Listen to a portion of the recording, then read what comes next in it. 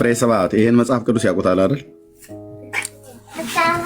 አላውቀውም፣ ምን ያላየሁትም ይውጣ፣ ችግር የለውም። ጥሩ። የኢትዮጵያ ኦርቶዶክስ ተዋሕዶ ቤተክርስቲያን አሁን እርሶ ያዙት ይሄኛውን መጽሐፍ ነው አይደል? ጆት ላይ እሱን ነው ያዝኩን። ያው ይሄ መጽሐፍ የታተመው የዛሬ 18 ዓመት ነው አይደል? እውነት ነው። 2000 ዓም ላይ እንደታተመ ይናገራል። ትክክል። ስንት መስቀል ላይ ያለ? ያው ምን ነግሮት እንደኛ ነው። ስንት መስቀል?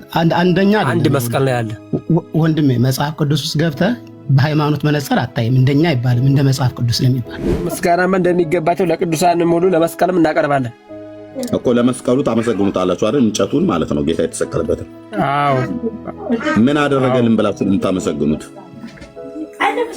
ክርስቶስ የተሰቀለበት የክርስቶስ ዙፋን ነው ብለን ነው። አዎ፣ መስቀል የክርስቶስ ዙፋን ነው። አዎ። አሁን የማይጠቀሱት የመስቀሉ ቃል ለሚጠፉ ሞኝነት ነው፣ ለኛ ለምንድን ግን የእግዚአብሔር ኃይል ነው የሚል ነው። ካነሱት ሀሳብ ጋር ይሄ ማስረጃ ምን ማለት ነው? እንዳንቺ ማስረጃ አይሆንም። አሁን እኔ እየጠየቅኩት ያለሁት ደሙ ስለፈሰሰ በእንጨቱ እናምናለን የሚል መጽሐፍ ቅዱሳዊ ማስረጃ ይስጡኝ። ጴጥሮስ ዙፋን ነው ያላለውን አንተና አባቶች እያላችሁ ያላችሁት ቅጥፈት ነው ማለት ነው። ሐዋርያቱ ዙፋን ነው ባላሉበት ሮማውያን ወንጀለኛ ለመቅጣት ያዘጋጁት አንድ ተራ እንጨት ዙፋን ነው፣ አልጋ ነው፣ መቀመጫ ነው፣ ሶፋ ነው ብላችሁ እንድትሉ መብት የላችሁም። እኛም መብት የለንም። ግሪኩ የሚለው የመስቀሉ ቃል ነው። አሁን አንተ የመስቀሉ ነገር ከተባለ እንጨቱን ነው የሚናገር። የመስቀሉ ቃል ከተባለ ግን ቃል የሆነውን ክርስቶስ ኢየሱስን ነው የሚያመለክት። ስለዚህ ለምንድን ነው የመስቀሉ ነገር ለምን ትላለህ? የመስቀሉ ነገር ተብሎ አልተጻፈም እኮ፣ የመስቀሉ ቃል ነው። በግዕዛችን ወነገረ መስቀል ውስጥ ነው የሚለው። ኖ ይኸውልህ፣ እሱ ነው እኮ አሁን ወነገረ መስቀል ውስጥ የሚለውን ያየህ። ስህተቱን ላሳየው። እሺ፣ እናንተ የተረጎማችሁት ቆይ አሁን ከፈለጉ ይጠይቁኛል።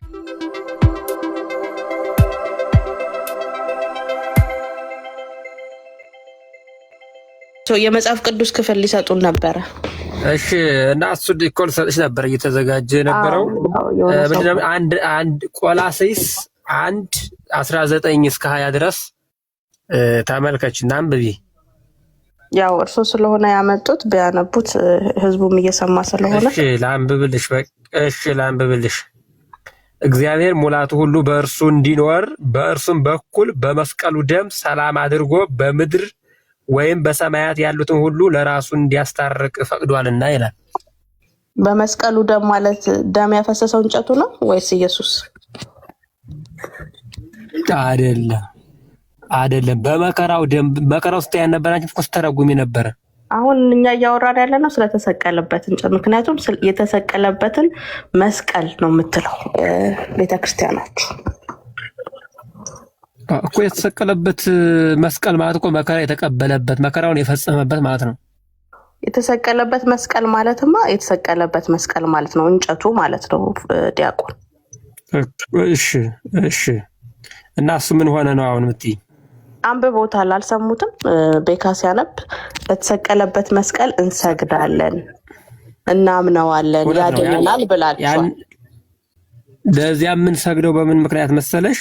መከራ ስለተቀበለበት እንጂ ስለ እንጨት ዝም ብሎ ለማንኛውም እንጨት እኮ አይደለም። ግን በመስቀሉ በዚያ መስቀል ላይ ክርስቶስ ደሙን እንዳፈሰሰ በማሰብ ነው የምንሰግደው። ኦኬ። ቤተክርስቲያኒቷ የሐዋርያት ቅብብሎሽ አላት አይደለ ዲያቆን? አዎ። እሷ ናት እንጂ ሌላ። እሺ፣ ለመስቀሉ የሰገደ ሐዋርያ ወይም ስገዱ ብሎ ያስተማረ ሐዋርያ እስኪ ይንገሩ። ይሄ እኮ ከሐዋርያት ሲያያዝ የመጣ ነገር ነው። ይሄን የጻፈልን ሐዋርያው አይደል እንዴ?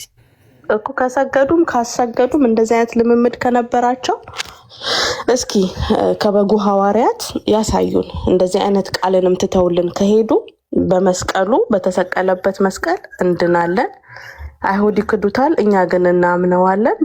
በሱ ድነናል እንድናለንም የሚል እንደዚህ አይነት ያስተማሩ ሐዋርያት አባቶች ካሉ እንደናንተ ለመስቀሉ ጽፈውልሽ። ጥሩ። ሐዋርያው ቅዱስ ጳውሎስ እንግዲህ ለቆሮንቶስ ምዕመናን የጻፈው ምዕራፍ 1 ቁጥር 18 ላይ አላየሽም? ያንብቡት እንሰማለን። የመስቀሉ ነገር ለእኛ ለምናምነው የእግዚአብሔር ኃይል ነው፣ ለማያምኑት ግን ሞኝነት ነው ይላል። በቃሌ ነው የሚነግርሻለሁ እንጂ በመጽሐፍ ይዤ አይደለም። የመስቀሉ ነገር በቃሎት ሳይሆን ህዝብ እየተከታተሉት ስለሆነ ኦርቶዶክስም ይሰማል። ጥቅሱን እየጠቀሱ ነው መሆን ያለበት። እሺ ችግር የለውም ማውጣት እችላለሁ። እሺ ችግር የለም። እሺ ላውጣውና እሺ የመስቀሉ ነገር የሚል ካለ እስኪ ነው ብዬ ነው። በቃ ቀጥታ ቁጥር አንደኛ ቆሮንቶስ ምዕራፍ 1 ቁጥር 18 ላይ ይኸውልሽ የመስቀሉ ቃል ወይ የመስቀሉ ቃል ይላል ለሚጠፉት ሞኝነት፣ ለኛ ለምንድን ግን የእግዚአብሔር ኃይል ነው ይላል። የመስቀሉ ቃል አዎ የመስቀሉ ቃል ማለት እንጨቱ ነው ዲያቆን። ስለ መከራው ስለ መስቀሉ የሚነገረው ነገር ማለት ነው። እንጨቱ ስለዚህ አሁን እንጨቱ አይደለም ብለው ነው አይደል የሚያምኑት እርሶ? አዎ እንጨቱ ሳይሆን ስለ በዚያ በእንጨቱ ላይ ስለተደረገው ነገር የሚነገረው የመከራው ነገር ማለት ነው። ነገረ መስቀሉ ያን የሚለው እንጂ የእንጨቱ ቃል አይደለም እኮ የሚባለው አይደል? የህይወት ቃል ነው አይደለ? እንጨቱ ላይ የተሰቀለው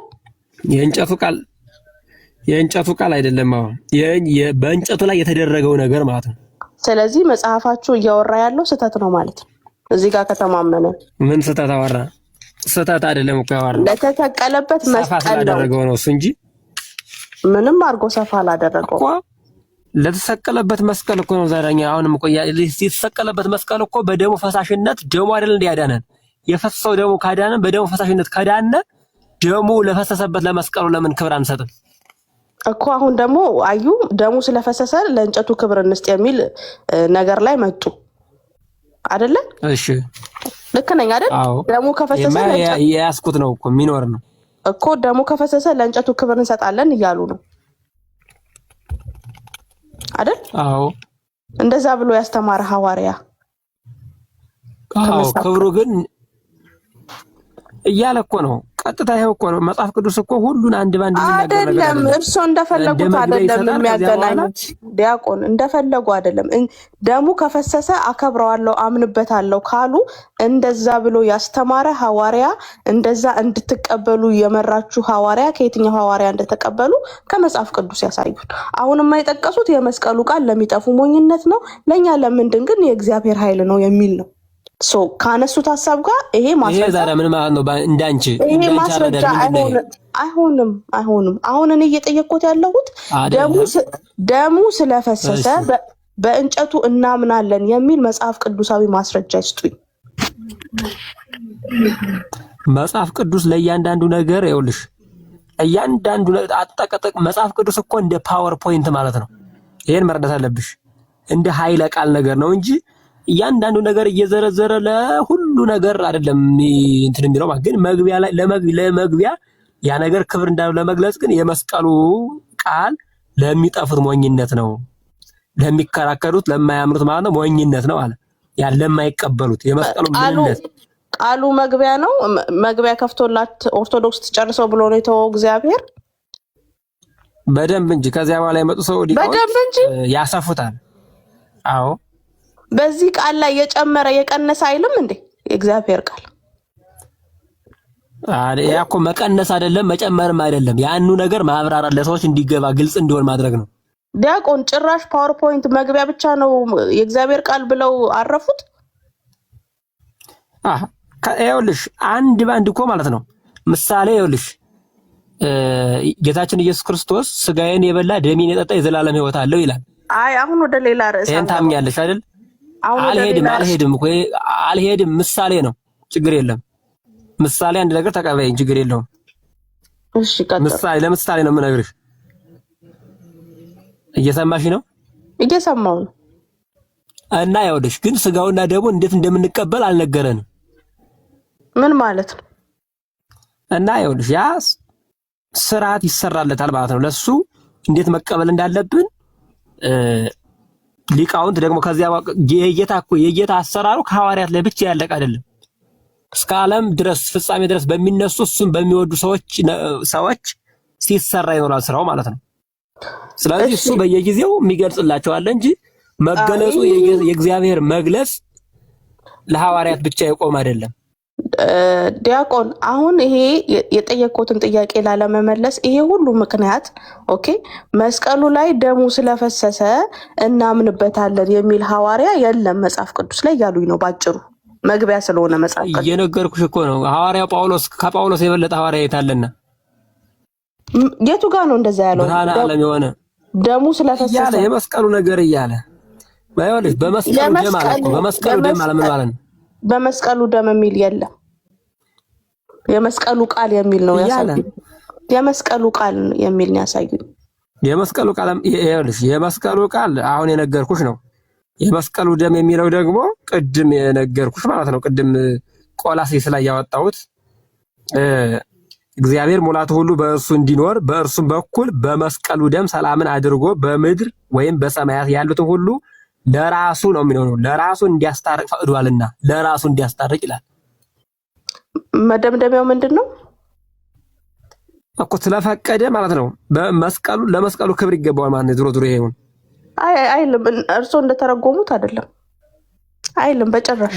ለመስቀሉ ክብር ይገባዋል የሚል ጳውሎስ ሐዋርያው ቅዱስ ጳውሎስ የአዲስ ኪዳን ብዙ መጽሐፍትን የጻፈ ብዙ መልእክታትን የጻፈ ለአሕዛብ የተነሳው ሐዋርያ መስቀሉን እናክብር ብሎ አልጻፈም። የመስቀሉ ቃል ሞኝነት ነው ማለት ነው። ዛሬ ለማያምኑት ሞኝነት ነው ማለት የማያምኑት ብሎ እኮ የጠቀሰው እኮ ለማያምኑት ሞኝነት ነው። እኔ ግን እንደውም ከሌላ ቦታ ላይ እኔ ግን ከመስቀሉ ውጭ አልመካም ይላል። ደግሞ ዲያቆን እኔ ትምክህት የለኝም ይላል። አሁንም አንዴ ቆላሲያስ አንዴ ቆሮንጦስ እየሄዱ ደሙ ላይ ስለፈሰሰ መስቀሉ ላይ መስቀሉን እናምንበታለን እንድንበታለን የሚል ማስረጃ አልሰጡኝም። ከዚህም የተነሳ ጭራሽ መጽሐፍ ቅዱስ መግቢያ ነው ብለዋል፣ መልስ ስለሌሉት ማለት ነው። ስለዚህ ወደ ሌላ ፖይንት ደግሞ ማለፍ እንችላለን። ከዚህ በላይማ ሌላ ነገርማ ለሚሰማው ሰው ጥሩ ነው። አንቺ መቀበል አለመቀበል መብትሽ ነው፣ ችግር የለውም ማለት ነው። ግን ከዚህ በላይ በመስቀሉ ደም እያለ በመስቀሉ ላይ ደሙ የክርስቶስ ደም እንደፈሰሰበት እየተናገረ ደግሞ እንደገና በሌላ ቦታም ደግሞ ይሄው ሐዋርያ ሁለቱንም ያለው አንዱ ሐዋርያ ጳውሎስ ነው።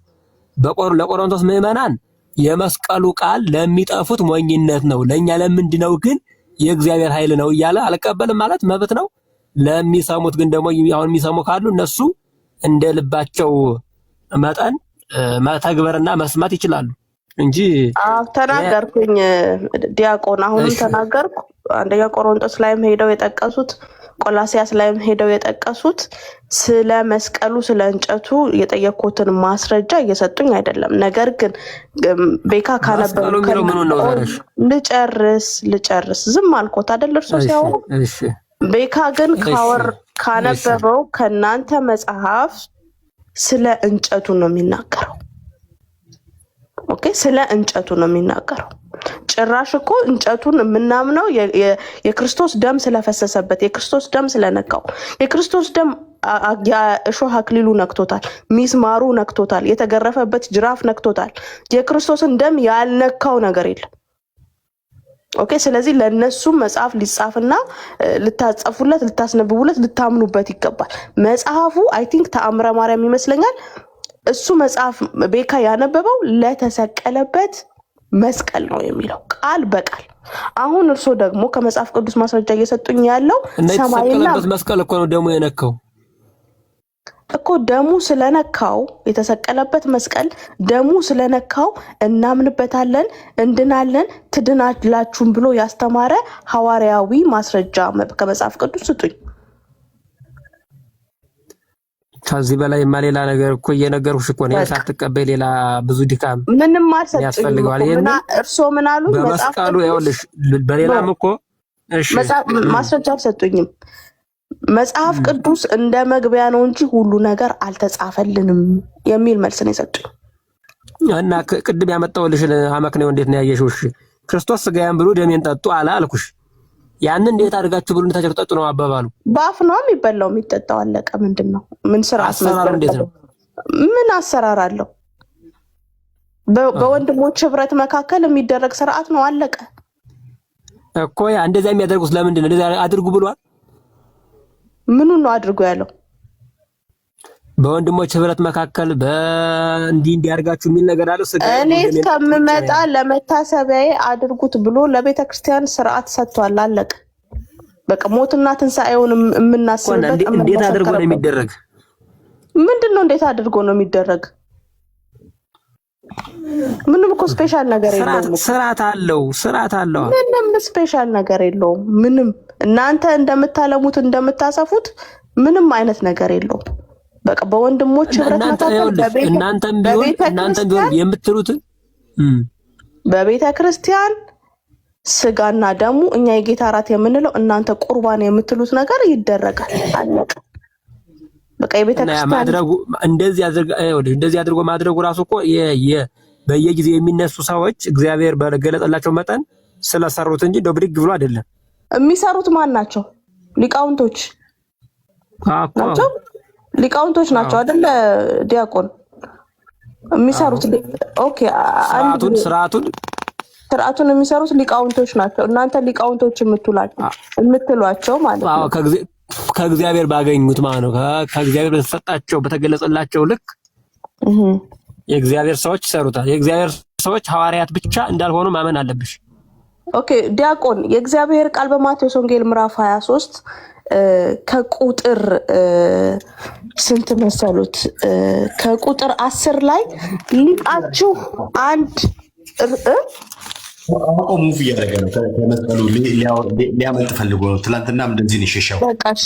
እሺ በቃ አውሩ። እሺ በቃ አልሸሸውም። እኔ ፓርት ችግር የለውም። ሻሎም አንድ አካሄዳችሁ የተነሳው ርዕስ ስለ ደሙና ስለ መስቀሉ ነው። ከሱ ርዕስ ባትወጡ ጥሩ ነው። ደሙና መስቀሉ ነው የሚያድን ደሙ በሚለው መጽሐፍ ቅዱሳዊ ውይይት አድርጉ። ከሱ ርዕስ አትወጡ። እሺ አይደለም አልቀበልም ብሎ እንትን ላለ ሰው እኮ አመክንዮ ያስፈልገዋል እንጂ እንደው ዝም ብሎ ቆይ ለመሲኮ መልስ ስላጡ ነው አሁን እንጀራው ጋርና ማለት ወደ ጌታ ራት ሄዱት። በነገራችን ላይ ሽፍት ለማድረግ መልስ አላጣውም። ከዚህ በላይ መልስ የት ይገኛል? አይ ቆይ አንዴ ማነው መሲ የአሁኑን ቦታ የከፈተውን ቦታ በደንብ አብራሪና ከዛ ወደ መስቀሉ ተመለሽ። እሺ ቀጥሉ። የትኛው የማቴዎስ ወንጌሉ ነው? እሱን እሺ ቤካዬ መሪጌታ እንኳን ደህና መጡ ብያለሁ። ሰላም ብያለሁ። እንኳን ደህና መጡ። እንሰጦታለን እድል። አሜን። እንኳን ደህና መጣት። እሺ እንግዲህ ርዕሳችን 23 ቁጥር ስንት ነበር ያልሽኝ? 23 ቁጥር ስንት ያልሽኝ? እሺ ላነብ ነው አንዴ ዲያቆን። እንግዲህ ስርዓቱን ምዕራፉን ንገሪኝ። እነግራለሁ። አንዴ እሺ ሊቃውንቶቹ ናቸው ስርዓት የሚዘረጉት በቤተ ክርስቲያን ብለዋል። ኦኬ የማቴዎስ ወንጌል ምዕራፍ 23 ከቁጥር 10 ይሄንን ተናግሬ ይጨርሳለሁ። የማቴዎስ ወንጌል ሲገልጡ ይረብሻል ዲያቆን፣ ወረቀቱ ይረብሻል። እሺ ችግር የለውም። የማቴዎስ ወንጌል ምዕራፍ 23 ከቁጥር 10 ምን ይላል? ሊቃችሁ አንድ እርሱ ክርስቶስ ነውና ሊቃውንት ተብላችሁ አትጠሩ ይላል። ይህንንስ እንዴት ታየዋለህ? ስለዚህ ሊቃውንት የምትሏቸው ተቀባይነት የላቸውም በእግዚአብሔር ቃል መሰረት። ስለዚህ በእግዚአብሔር ቃል መሰረት ተቀባይነት በሌላቸው ሰዎች የሚዘረጋን ስርዓት እኛ አንቀበልም። በቃ ሊቃችሁ አንድ ኢየሱስ ነውና ሊቃውንት ተብላችሁ አትጠሩ ይላል። በቃ አለቀ። አይልም። ይኸውልሽ አይልም ይላል። ልንገርሽ፣ ለዚሁ መረጃ ላምጣልሽ። እሺ ከዚህ ጋር ላይ ደሱ ይላል። ትክክል ነሽ።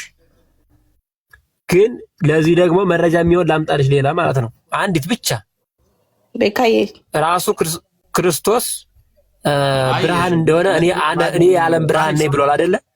አንዴ ፍሬ ሰባት አንድ ጊዜ አይ እሷ ሊቀ ሊቃውንቱ ናቸው እነኝህን ስርዓቶች እንትን የሚሉት ብሎ ላሉት ነገር ሊቀ ሊቃውንት የሚባል ነገር የለም ብላ ሊቀ ሊቃውንት ተብሎ መጠራቱ ራሱ ሮንግ እንደሆነ ከመጽሐፍ ቅዱስ ውጭ የሆነ እንደሆነ አሰራሩ ራሱ ልክ እንዳይደለ አስች።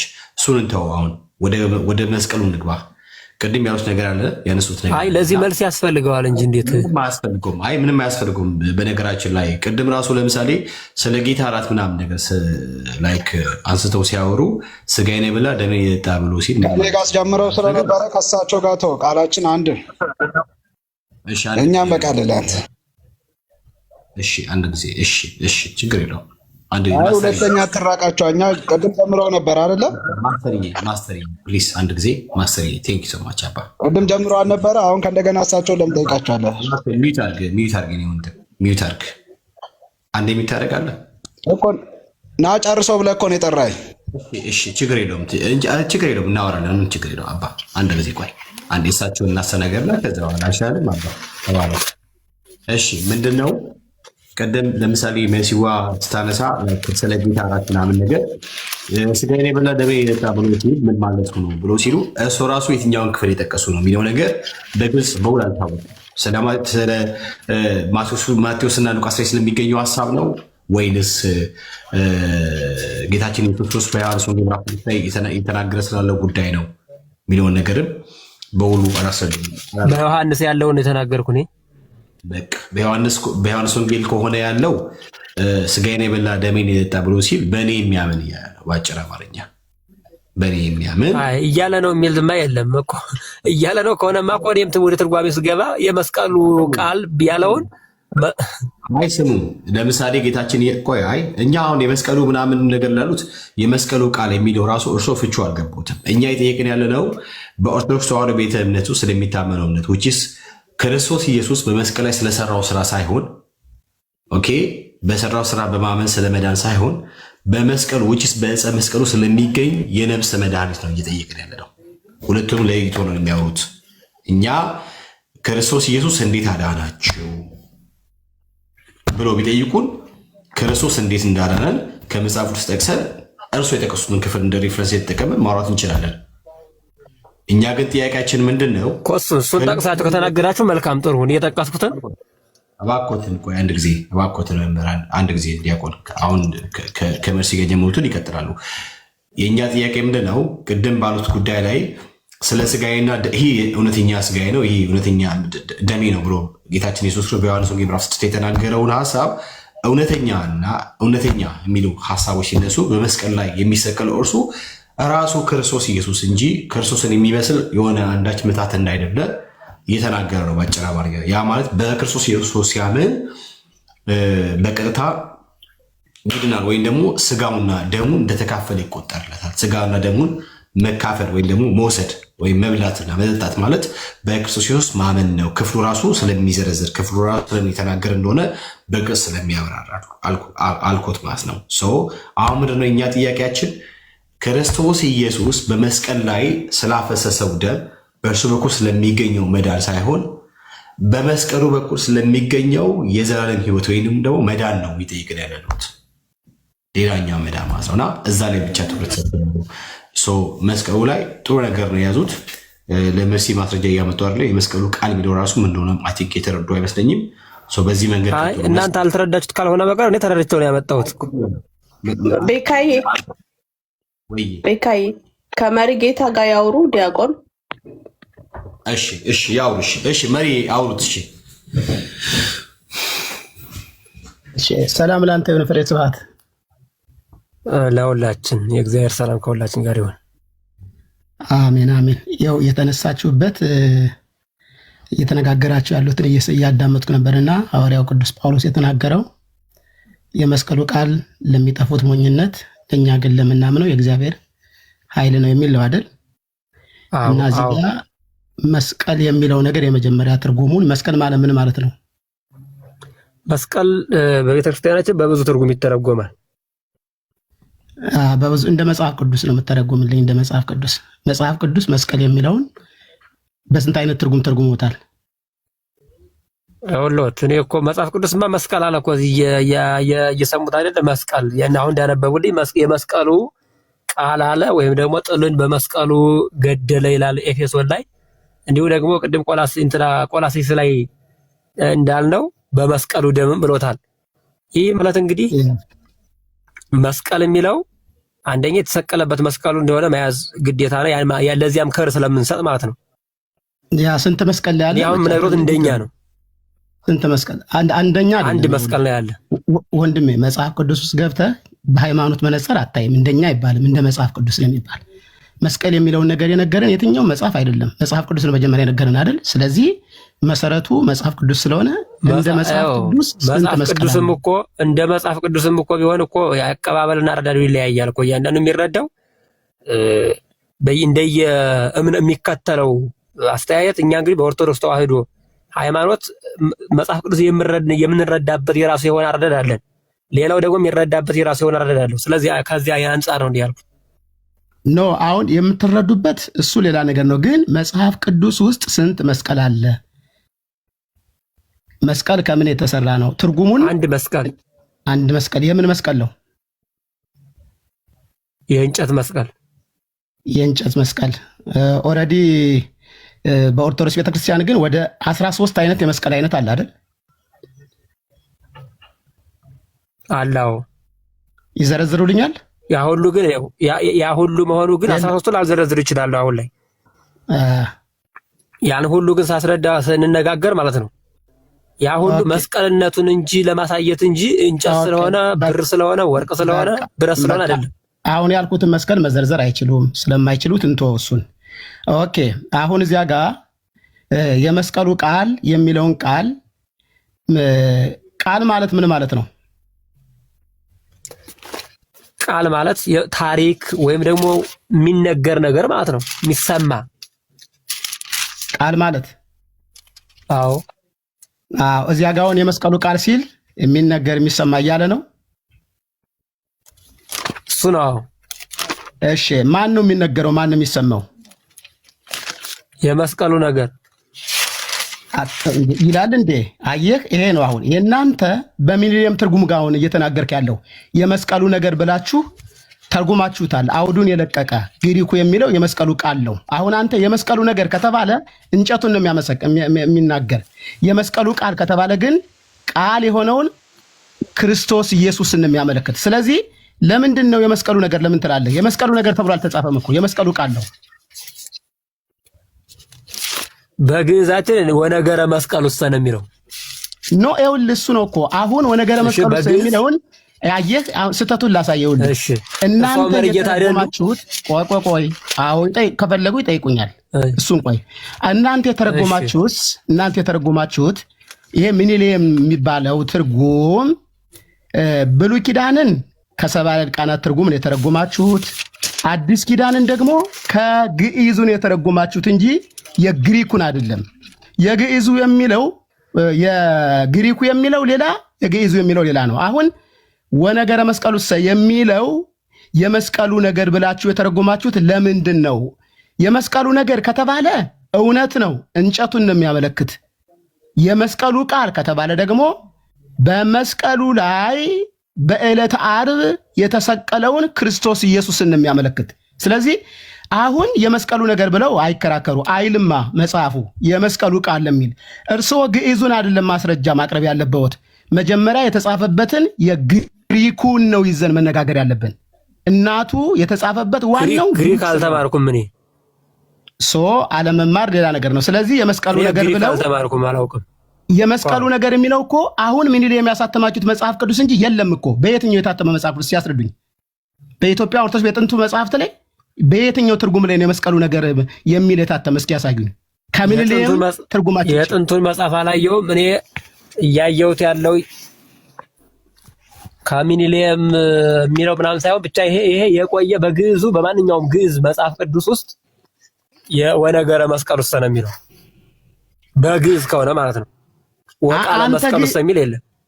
ይኸውልህ አንተ ግዕዙን ነው የምትቀበለው ግሪኩን ነው የምትቀበለው? መጽሐፍ ቅዱሳዊ የተጻፈበት በምን ነው? በግዕዝ ነው የተጻፈ?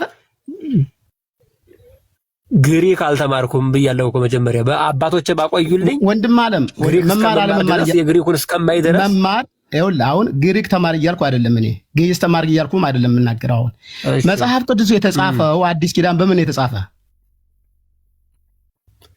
በመጀመሪያ በግሪክ ቋንቋ ነው እንበልሽ። ጥሩ እግዚአብሔር ባርክ ወንድሜ። እሺ አሁን መጽሐፍ ቅዱስ ጋር በየትኛውም ትርጉም ተፋልሶ ሲገኝ በምን እንመልከተው ነው የሚባል? በየትኛው እናት ቋንቋ ነው? በጥንት ጥንት የተጻፈበት ምንድን ነው? ግሪክሽ። በቃ እሱ ነው። ይኸውልህ አሁን መጽሐፍን ስናይ በግሪክ ነው ማየት ያለብን። ለምሳሌ የኢትዮጵያ ቤተክርስቲያን ስለ የትኛውም ታሪክ በግዕዝ የተጻፉ መጻሕፍቶች ካሉ በኢትዮጵያዊ ቋንቋ በቃ ልትሆና ወደ ሌላ በኮሬኛ ተተርጉሞ ከሆነ፣ በኦሮመኛ ተተርጉሞ ከሆነ፣ በግዕዝ ተተርጉሞ ከሆነ፣ በሲዳመኛ ተተርጉሞ ከሆነ የነዚህ ትርጉም ላይ ስህተት ሲኖር የት እንሂድ ነው የሚባል። ግሪክ ይታይ አይባልም፣ ዕብራይስጥ ይታይ አይባልም፣ ግዕዙ ይታይ ነው የሚባል። ምክንያቱም እናቱ ቋንቋ ግዕዝ ስለሆነ ማለት ነው። ለዚህ ነው አሁን አይተውት ከሆነ ፍሬ ስብሐት ልክ ሚኒሌም ጋር ራሱ ምን ይላል መሰሎት? አውዳዊ ታች ማብራሪያው ጋር በግሪኩ ግን የመስቀሉ ቃል ብሎ አስቀምጦታል። አየህ፣ የማይካድ ሀቅ ስለሆነ።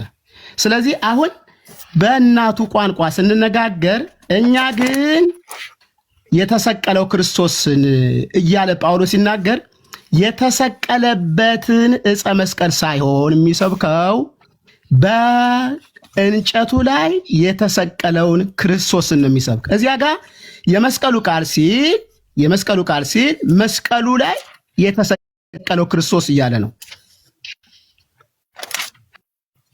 አየህ እያለ ነው በሚል እንግዲህ ጳውሎስን አላነጋገርነውም። አሁን ግን እያለ ያለ የመስቀሉ ቃል ነው ያለ። ስለ መስቀሉ የሚነገረው ተብሎ ደግሞ ቃል ማን ነው? ይኸውልህ እኔ እኮ አልኩት እኮ የመስቀሉ ቃል የሚለው በግሪክ ነው ብለዋል። ግን በግዕዝ ተተርጉሞ ባገኘሁት በአባቶች ባቆዩልኝ እኔ ከነሱ አልወጣም እኮ።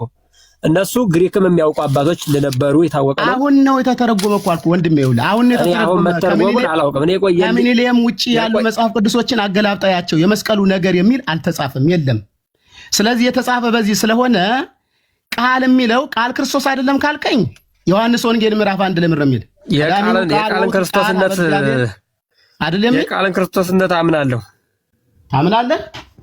አዎ ክርስቶስ ቃል መሆኑን አምናለሁ በሚገባ። ታዲያ እንጨቱ ላይ የተሰቀለ ከሱ ውጭ ሌላ አለ? ከክርስቶስ ውጭ የተሰቀለ ሌላ አለ? የለም። ግን ኦርቶዶክስ ቤተክርስቲያን ሌላ እንደተሰቀለም እንዳለ ታምናለች። እሱማ በቀኝና በግራ ሌሎች እንደተሰቀሉማ እናምናለን። ከነሱ ውጭ ሌላ እንደተሰቀለ አታምንም? ሌላ ደግሞ እንግዲህ በታሪክ ደረጃ ስለ ክርስቶስ የተሰቀሉ ይኖራል እንዳሉ እናምናለን። ኖ የሰው ልጆች ለማዳር በመስቀል የተሰቀለ እንዳለ ሌላ እሱን አላውቅም። እኔ አታውቅም? እሺ ካላወቅክ ልንገርህ። እሺ የጥቅምት መርቆሬዎስ ዚቅ ነው ንዜኑ ዘመርቆሬዎስ ትትና ወይዋሃተ ዘተአገሰ በእንተ አፍቅሮተ ሰብእ ዘተሰቅለ ዲበ ዕፅ ዘሰቀሎ ለሰማይ ከመቀመር ወለምድርኒ አሰርገዋ በስነ ጽጌያት ፈኑ ብርሃነከ ወጽድቀከ ማንቱ ይምርሃኒ ወይስዳኒ ደብረ መቅደስከ። ይሄን ቃል ያውቁታል? ይሄን ትርጉም ያውቁታል? እሱን እኔ አላየሁትም። እሱ ያው ይሄ አላየሁትም። ስላላየሁት አይቼ ነው እርግጠኛ መሆን የምችለው እንጂ አላየሁትም። አይቼ አሁን ያሉት እርግጠኛ መሆኑን ማረጋገጥ እችላለሁ። አላየሁትም እስካሁን። በቃ መጽሐፍ ዚቅ ተምረሃል?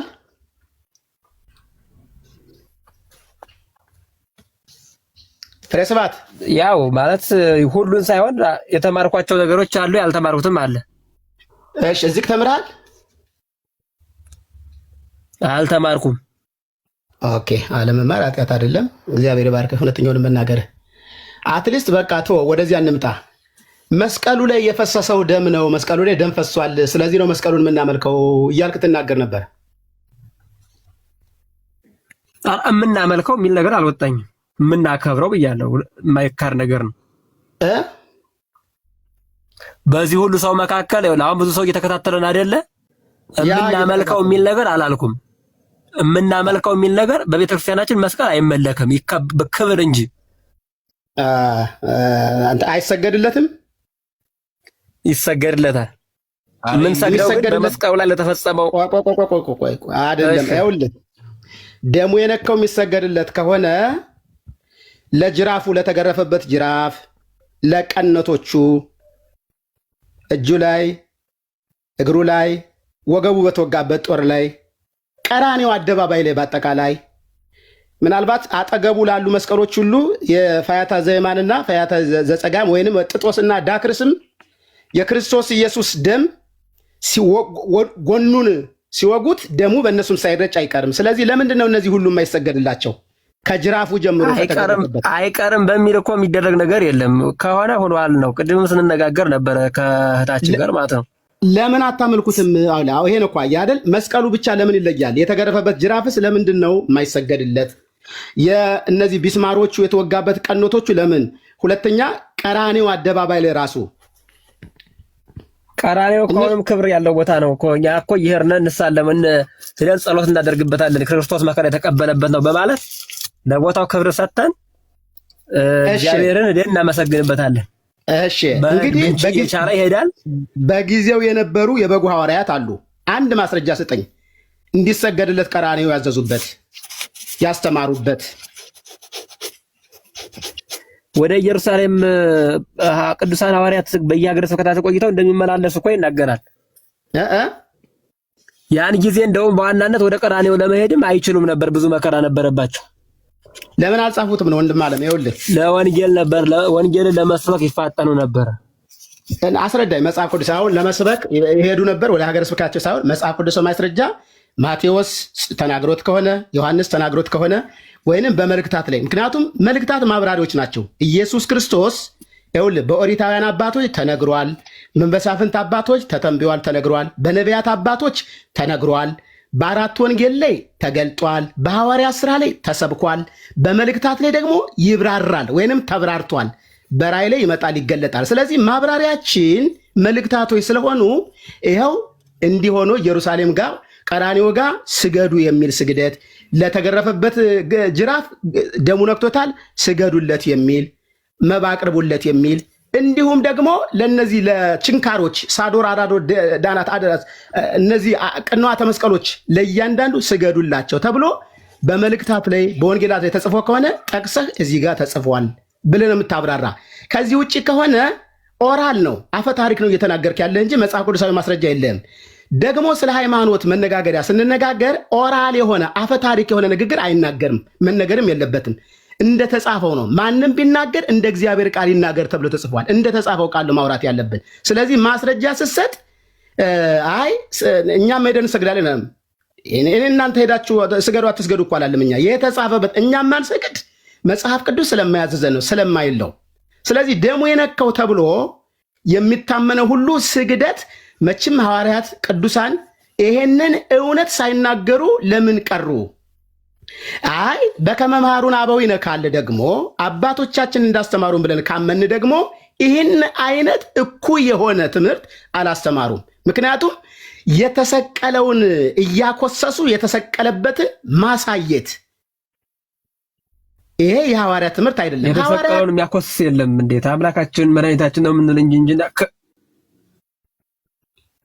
ከሁሉ በላይ መሆኑ ነው የምናምን እንጂ የተሰቀለውን የሚያኮስስ የለም እኮ በእኛ አስተምሮ በቤተክርስቲያናችን የተሰቀለውን ክርስቶስን አምላኬ መድኃኒቴ እንላለን እንጂ የሚያኮስስ የለም። እንደሱ የሚል አስተምሮ የለም።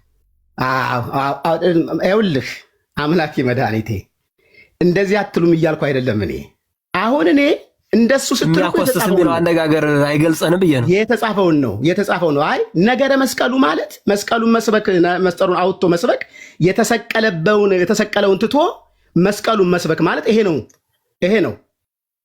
ባይዘው መንፈስ ቅዱስን የሚሳደብ ተብሎ ሲጻፍ መንፈስ ቅዱስን ሰው አይሳደብም። አንድ ጊዜ እንደማመጥ እስኪ አንድ ጊዜ መስቀሉን የምንሰብከው ብድግ ብለን እኮ አይደለም፣ ክርስቶስ የተሰቀለበት ብለን እኮ ነው። ክርስቶስ መከራ የተቀበለበት ደሙን አፈሰሰበት ነው እንጂ ምንል ከክርስቶስ የተነጠለ መስቀል እኮ እኛ የለንም። ከክርስቶስ የተለየ መስቀል የለም። መጽሐፍ ቅዱሳዊ አድርገው ይኸውልህ፣ የተነሳህበትንም መጽሐፍ ቅዱሳዊ አድርገው። የመስቀሉ ቃል የሚለው መስቀሉን ነው ወይንስ እንጨቱን ነው የሚለው ማነው? ክርስቶስን ነው የሚለውን ለይና እንደ እግዚአብሔር ቃል ተናገር። የመጀመሪያ ይሄን ካለፍን በኋላ ደግሞ ደሙ የነካውና ያልነካው የሚሰገድ የማይሰገድ ወደ እሱ እንመጣለን። የመጀመሪያ ግን እዚያ ጋር የሚናገረው የመስቀሉ ቃል የሚለው ቃሉ ክርስቶስን ነው ወይንስ እንጨቱን ነው? የመስቀሉ ነገር በሚል ነው እኔ የተማርኩ አልኩ እኮ ነው ተናገርኩ። እኔ ያልኩኝ የመስቀሉ ነገር አይልም መጽሐፍ ቅዱስ።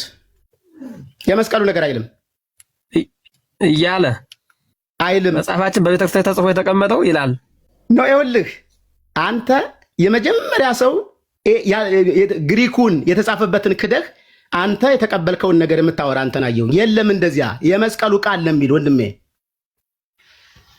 ግሪክ እኮ እኔ እኮ ተናግሬያለሁ። ግሪክ አልተማርኩም እስከተማርኩት ድረስ ቤተክርስቲያን የተቀበለችው ወንድም አለም አዲስ ኪዳንን የተቀበለችው የግሪኩን ነው፣ የግዕዙን አይደለም የተቀበለችው።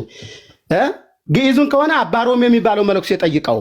አሁን እየተነጋገርን ያለውን እንደተጻፈበት እንደ ዋናው እንደ እናት ቋንቋው እናውራ እንነጋገር ነው። አይ እኔ አልቀበልም፣ በሃይማኖት መነጽር ነው የምመለከተው፣ መጽሐፍ ቅዱሳዊ ማስረጃ ስትሉኝ አልቀበልም ካልክ መብት ነው። ግን እኛ የምንጠይቀው እንደ እግዚአብሔር ቃል እንደ መጽሐፍ ቅዱስ በከመ መሃሩነ አበዊነ ነው፣ አባቶቻችን እንዳስተማሩን ነው የምንጠይቅህ።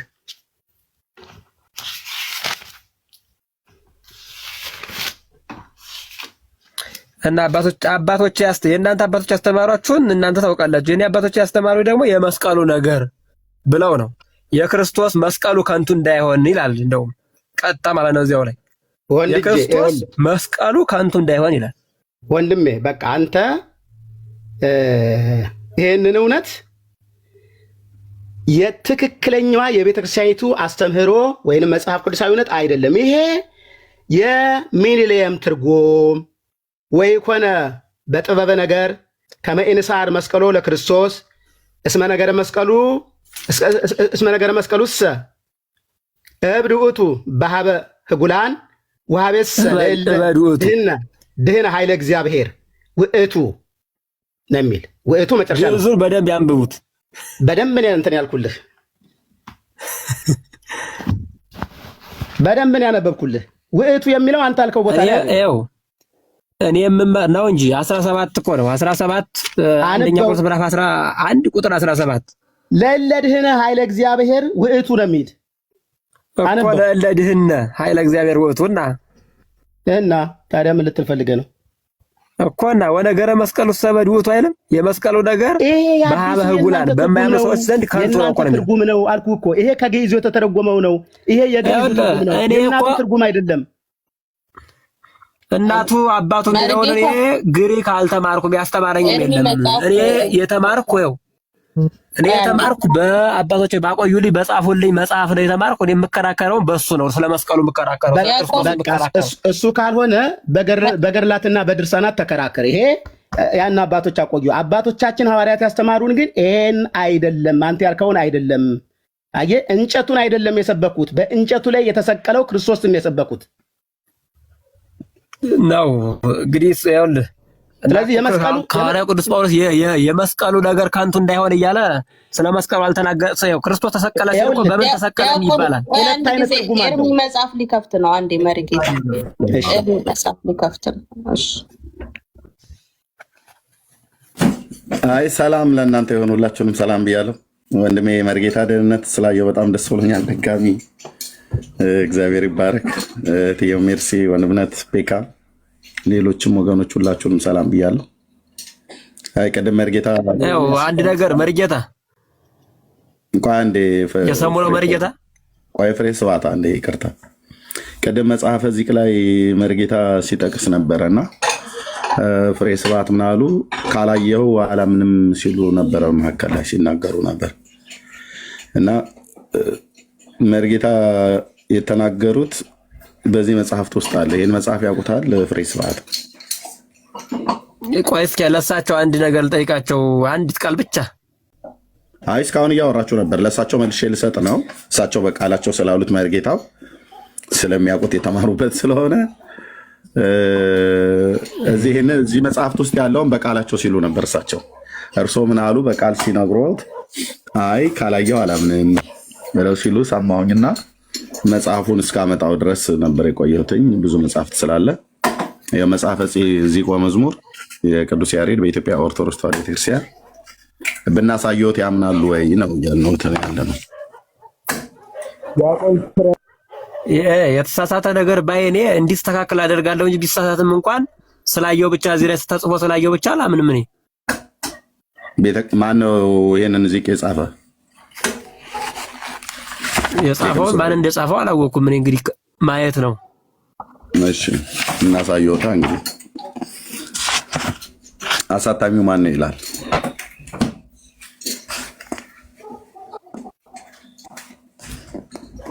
ትንሣኤ ማተሚያ ድርጅት ይላል። የማን ማተሚያ ቤት ነው ይሄ ማተሚያ ቤት? ትንሣኤ ብሎ ሌላም ሊያትም ይችላል። የተሳሳተ ነገር ካለበት ትንሣኤ የሚያሳትመው ማንም የሚያሳትመው ማለት ነው። የማን ማተሚያ ቤት ነው እያልኩት።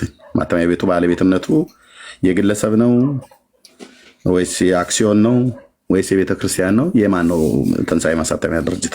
እኔ እስከ ማተሚያ ቤት ድረስ እጄ ያጠናሁት ጥናት እዚህ ቀደም የለኝም። እኔ ማተሚያ ቤት ማን እንደሚያትም መጻሕፍትን ማን እንደሚያትም የግል የድርጅት ከላይ ሊኖር ስለሚችል የገሌ ነው ለማለት አልችልም። እሱንም አሁን ይሄ እውነት ነው የምናገረው፣ አላውቀውም ማን የማን ማተሚያ ቤት እንደሆነ ማለት ነው። ቤተክርስቲያኒቱ ማተሚያ ቤት አላት የላትም? ወይስ በግለሰቦች ማተሚያ ቤት ነው የምታሳትመው? እንግዲህ የሚታተም በግለሰብ ይኖራል፣ እሷም ሊኖራት ይችላል። ግን ገሌ የእሷ ማተሚያ ቤት ነው የሚል አላወቁም እስካሁን። እሺ እንግዲህ ስላላወቁ ችግር የለውም። የኢትዮጵያ ኦርቶዶክስ ተዋሕዶ ቤተክርስቲያን ብቸኛ ማተሚያ ቤት ነው ይሄ ማተሚያ ቤት። ሊሆን ይችላል አይደለም፣ የምናውቅ ሰዎች ነን የምንነግረው። እርሷ አላወቁም ሊሆን ይችላል ሳይሆን እርሷ አላወቁም። አለማወቃዎት ምንም ክፋት ባይኖረውም ማለት ነው።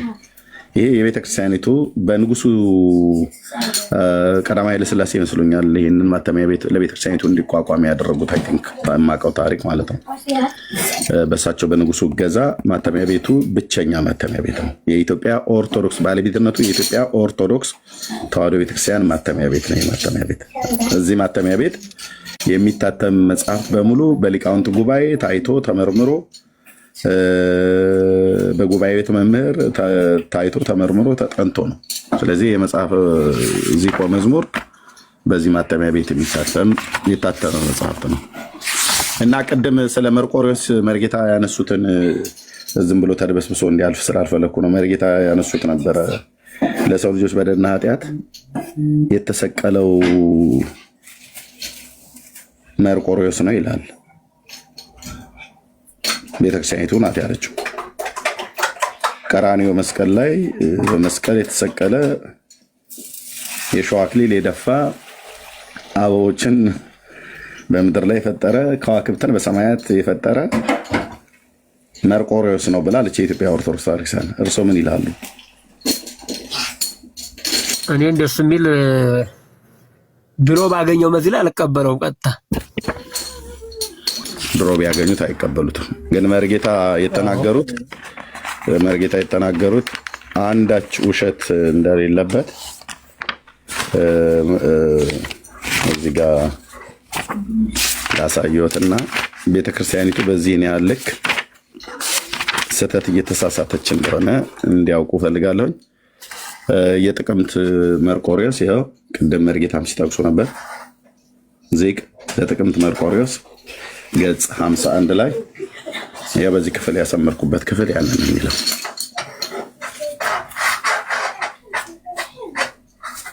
ስለዚህ ቤተክርስቲያኒቱ ሕዝብን ጌታ ኢየሱስ ክርስቶስ ሞቶላችኋል ብላ ትናገራለች። በዚሁም ደግሞ መርቆሬዎስም ሞቶላችኋል ብላ ትናገራለች። ማርያምም ሞታላችኋለች ብላ ትናገራለች። ስለዚህ አላውቀውም ብለው ስላሉ ካላየሁ አላምንም አሉ። ይኸው መጽሐፈ ዚቅ ወመዝሙር ገጽ 51 ላይ ማለት ነው። ከራሴ መጽሐፍ አውጥቼ ቼክ አደርገዋለሁ በኋላ ላይ ችግር የለውም። ይችላሉ እና ግን በመስቀል ስለ ሰዎች መዳን የተሰቀለ ሌላ ሰው አላውቅም። በእርግጥ ይኸው ስብከት እየሰበከ ስብከት መስበክ እንግዲህ ሰዎችን ወደ ድነት ማምጣት እንደሆነ አምናለሁ እኔ። ይሄው ይላል መርጌታ ቀጥሎ አሁን ይኸውልህ ፍሬ ስብሐት በመጀመሪያ በራሴ መጽሐፍ ላይ ገብቻ የዋለው የሚለውን ነገር አልተማርኩትም ብለው ደምድመዋል። እንደማያውቁትም ተናግረዋል አይደል? አይ መጽሐፉ ነው ማንበብ እንኳን ነባለው እኮ አልተማርኩትም ማለት ዜማውን እንደዚሁ ደግሞ አቋቋሙን ጸናጽሉን ማለት ነው እንጂ እኮ ንባቡን አላነበውም ማለት እኮ አይደለም እኮ። መጽሐፍም የለኝም ማለት አይደለም። በቃ መጀመሪያ ያሉትን ቃል ካላየሁ አላምንም ብለው ነበረ። ሲያው የመጀመሪያ አመኛለሁ ብለው በቃሉ መገኘት አለበት። እንዳመኑ ይሁኑ መጀመሪያ። ይሄው የተጻፈው ትንሣኤ ዘጉባኤ ማተሚያ የሚለው ለመካድ ሞከሩ፣ ጥረት አደረጉ። ግን ይሄ አንድ ማተሚያ ቤት፣ ምክንያቱም ህጋዊነቱ ለኢትዮጵያ ኦርቶዶክስ ተዋሕዶ ቤተክርስቲያን ማተሚያ ቤት እንደሆነ እያወቁ ላለመቀበል ፈለጉ። ለምን መጽሐፉን ማስረጃ ላይ የተባለ ማስረጃ በዚህ ቀርብ አዎ ተቀብያለሁ ነው። ወደዚያ ለመሻገር ማለት ነው። ምን ብዬው እኔ እኮ ተቀብያለሁ ማለት አይደለም እኮ እኔ ቢጻፍም እንዲህ የሚል ነገር ተጽፎ ቢገኝም ማንም ያሳትመው ማንም አልቀበልም። እኔ እኮ ምድንበትን ነገር የማውቅ ሰው ነኝ። ለምን ነው የማትቀበል? የቤተክርስቲያን እናስተምሩ። ይሄንን እኮ እንግዲህ አንዳንድ ጊዜ እኮ እዚያ ውስጥ ከማንኛ እስከ መቅደስ ድረስ ገብቶ እኮ ሰው መጥፎ ነገር በሰዎች ላይ እንደሚዘራ ምን አለው እኔ ኖ ውስጥ ድረስ ገብቶ ማለት ነው። አይደለም የተጻፈልህ ማስረጃ መጽሐፉ ቀርቦ እያለ ይሄን ምልክት ፕሮቴስታንት ናቸው ይሄንን የዜማ ምልክት የሰጡት። ይሄ ፕሮቴስታንትም ይሁን ማንም ይሁን የተማረ ፕሮቴስታንት የለም እንዴ? ዛዳ የተማረ ሌላ የለም እንዴ? ይሄን ተምሮ እኮ ወደዚያ ሄደም ይኖራል እኮ ዝሮ እና ማለት እኔ ይኸውልህ አንድ ነገር የመጀመሪያ ማመን ያለብህ እስካሁን ድረስ የቤተክርስቲያን ልጆች ሲገቡ የተጻፈውን ቃል ኦርቶዶክስ ቤተክርስቲያን ወክለው እስከገቡ ድረስ የተጻፈውን ቃል ይቀበላሉ። ኤቪደንስ ማስረጃ እንዲህ ሲመጣ አምኖ ይቀበላሉ። ከዚያ በኋላ ነው ማለፍ የሚቻል። የመጀመሪያ እመን የቤተክርስቲያን መጽሐፍ ነው። መርቆሮስ የሚባለው ቅድም ስነግርህ የለም አልተጻፈም አልከ። ይሄው ስለ ሰው ልጆች ብሎ የተሰቀለ እሱ ብቻ አይደለም፣ ሰማይን በከዋክብት ያስጌጠ ምድርን በአበባ ያስጌጠ እሱ እንደሆነ አየህ እየተናገረ ይሄንን አልቀበልም ማለት አይቻልም። ያው እንግባባ መጀመሪያ ማለት ነው። ሌሎቹ እየገቡ መጽሐፍ ሲቀርብላቸው ማመን አለማመን አንድ ነገር ነው። የኔ ደግሞ የራሴ የሆነ አቋም አለኝ እንጂ ሌሎቹ እንዲተቀብለዋልና አንተ መቀበል አለብህ የሚል ነገር ማንም ሰው ማለት ነው ከአስተምሯችን ጋር የማይሄድ ነገር ጽፎ ይሄ እናንተ መጽሐፍ ነው ቢለኝም መጨረሻ ጊዜ አልቀበለውም። ከሆነም ገንጥዬ ነው የምጥለው እንጂ ነው የምልህ እኔ። እግዚአብሔር ባርክ። በእውነት ገንጥለህ መጣል ልክ የዚህን ያክል አቅም ካለህና እንደዚህ ከወሰንክ በጣም ደስ የሚያሳይ ነገር ነው። እሺ ኦልሬዲ ሌላም የተጻፈ ብዙ አለ። እሱን ሌላም ልንገርህ ልጠይቅ። ሌላ ምን የሚል ሌላ ደግሞ? ኦኬ ግን ስለ አንድ ጊዜ ስለ መስቀሉ ነገር ቅድም ስላልነው ማለት የመስቀሉ ቃል ስለሚለው እሺ እሱንም መጽሐፉን የሚለውን አንዲት ቃል ብቻ ናት። አንዲት ቃል ብቻ ናት። ቅድም ከተባባልነው ላይ ማለት ነው። የመስቀሉ ቃል ይኸው የመስቀሉ ነገር ብሎ በሚሊኒየም የታተመው ከሚለው ላይ ማለት ነው። ከሱ ላይ በታች በህዳግ ወይም በታች ከታች ላይ በግሪኩ ግን የመስቀሉ ነገር ይላል የሚል አለ የሚል ነገር ብለህ ነበር። አላልኩም። የመስቀሉ ቃል ለሚል ግሪኩ አይልም። ይኸው ማብራሪያው ነው። የመስቀሉ ቃል ለሚል እኮና በሚሊኒየም የታተመው የመስቀሉ ቃል ይላል በግርጌው የሚል ነገር አላልከኝ? አዎ የለም ያየው ነበር። አሁን መጽሐፉን ነው በደንብ ያዋለ አረ በደንብ ነው እንጂ በደንብ ነው ያየሁት። መጽሐፍ ቅዱስ አለ በእጅህ? እዚህ ቤት የሌለ ነገር የለም። መርጌታ በቃ ማብራሪያውን እዚያ ጋር አይለት አለ በሚገባ በነዚህ ጋር ዲያቆን ፍሬ ስብሐት አቤት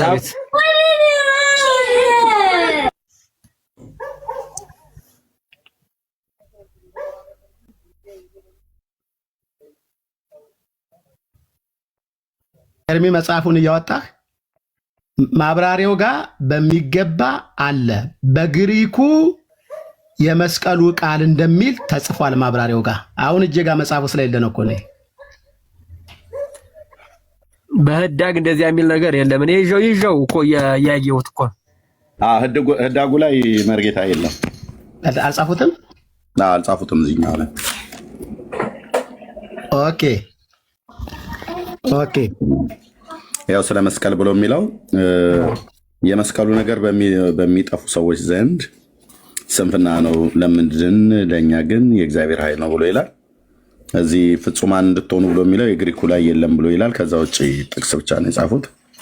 ማዶም ተሻግሬ ሳየው እዚህም ጋር ለተጠሩት ይላል በእናንተ ዘንድ ነበሩ ይላል። ግሪኩ እንደዛ ይላል ብለው ይላሉ። የለም እዚህ ላይ አላስቀምጡትም። ኦኬ እሺ መጽሐፍ ቅዱስ የመጀመሪያ የተጻፈበት የምንስማማበት ግሪክ እንደሆነ እናውቃለን አይደል?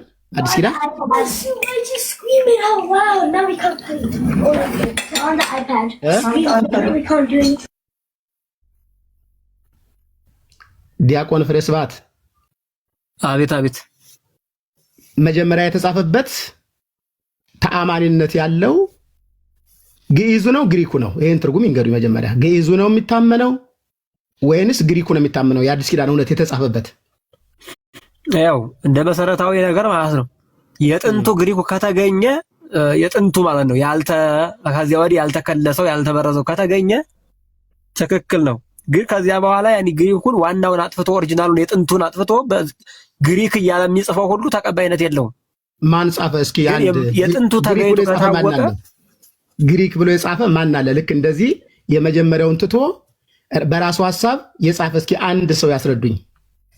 እኔ የጻፈ እኮ አለ አላልኩም። ሊሆን ካኖረ ነው ያልኩ እንጂ ግሪክ አላውቅም ሲጀመር እኮ ብያለሁ። እኔ የኔ ወንድም ሊሆንና ላይሆን ይችላል የሚል ክርክር የለም። አሁን የተጻፈበት የእናቱ ቋንቋ ቤተክርስቲያኒቱም የተቀበለችው የቃለ መስቀሉ ነው፣ የመስቀሉ ቃል ነው።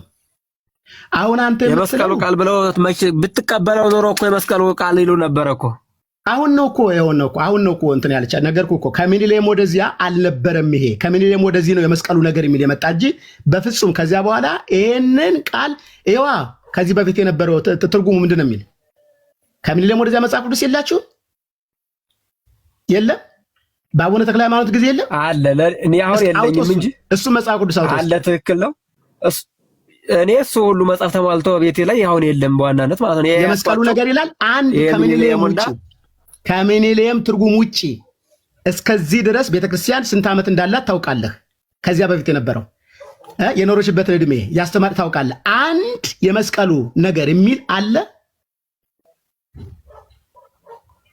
እሱን አላየሁም። እኔ የለምም አለም ማለት አልችልም። በቃ ከሌለ ንግባ ይኪያ በጥንተ ነገር ነው። ወደ መጀመሪያ አንተን መመለስ አለብን። አየህ፣ በእግዚአብሔር ቃል መዋሸት ነው፣ መጨመር ነው ያልተጻፈውን። የመስቀሉ ነገር ከተባለ እንጨቱን ነው።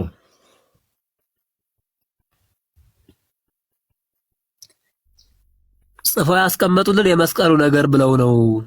የክርስቶስ መስቀሉ ራሱ ከንቱ እንዳይሆነ ነው ቀጣ። አሁንም እኮ ይኸውልህ፣ አሁንም ይሄ ጉንጫ አልፋ ክርክር ነው። ወንድም አለም የተጻፈበትን በመጽሐፉ ላይ እየዋሸች ነው አይልም መጽሐፉ። ከዘመን በፊት የነበረው መጽሐፍ ቅዱሶች ሁሉ እያቸው አገላብጣቸው አይልም። ይሄ የአዲሱ የኢትዮጵያ ኦርቶዶክስ ቤተክርስቲያን አዲሱ የክህደት መጽሐፍ ቅዱስ ነው። እንደውም የክህደት መጽሐፍ ቅዱስ የተጻፈውን የግሪኩን እየተወች በራሱ ሐሳብ እያስገባች የክህደት ነው ብሎ መናገርም አይቻልም። እኛም እኮ መዳንን ለመዳን ነው አይደለም ሁሉ ነገር የምንከተለውና ተግባራዊ አገልግሎት ለእግዚአብሔር የምንሰግደው እግዚአብሔር የምናመልከው። ስለዚህ የክህደት የሚል ነገር ምንም የለም። የክህደት ነው መጽሐፉን ክርስቶስን ማስረሳት ነው። አየህ፣ የመስቀሉ ቃል የሚለውን አውጥቶ ነገር ብሎ ማስገባት ከዚህ በላይ ክህደት ምን አለ?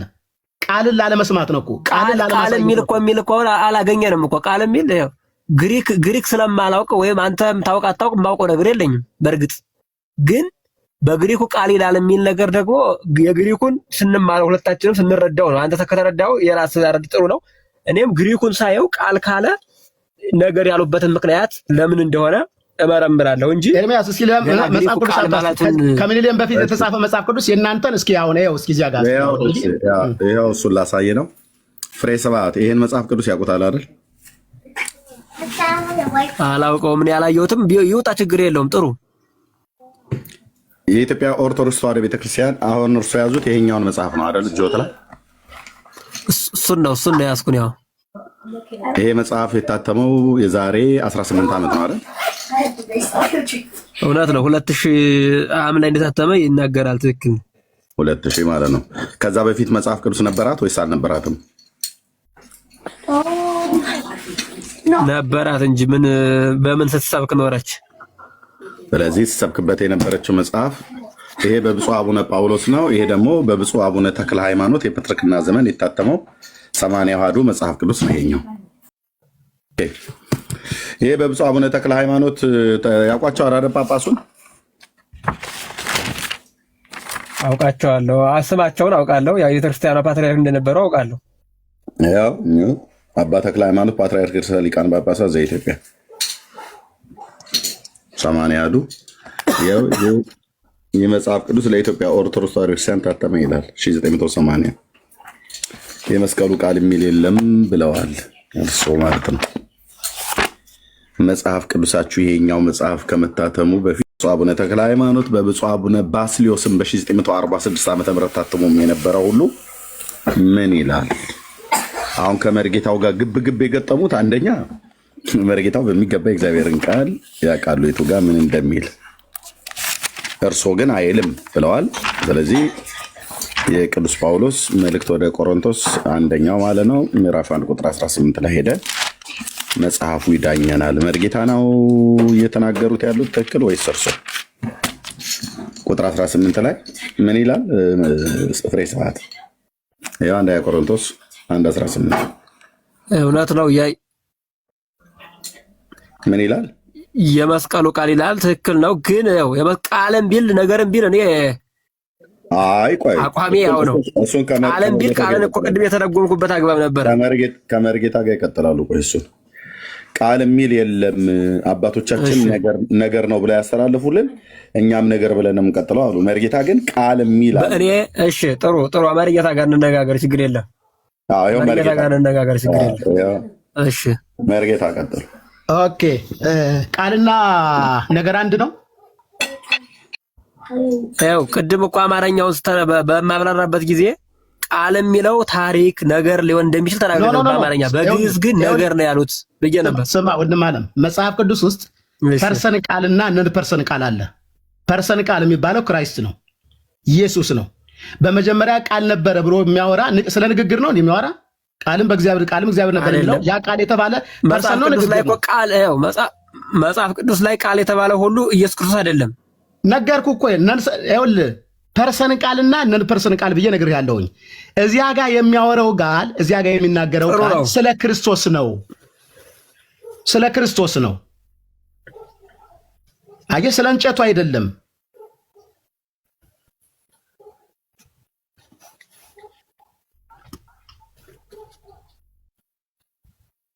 ወንድም አለም እሺ እየሰማሁ ነው። ይኸው ከላይ አሁን ባወጣልን እንትሩን መጽሐፉን ቢመልስልኝ ደስ ይለኝ ነበር። ያውጣል መልሶ እሺ፣ ያውጣለት መምህር ኤርምያስ ያውጣለት።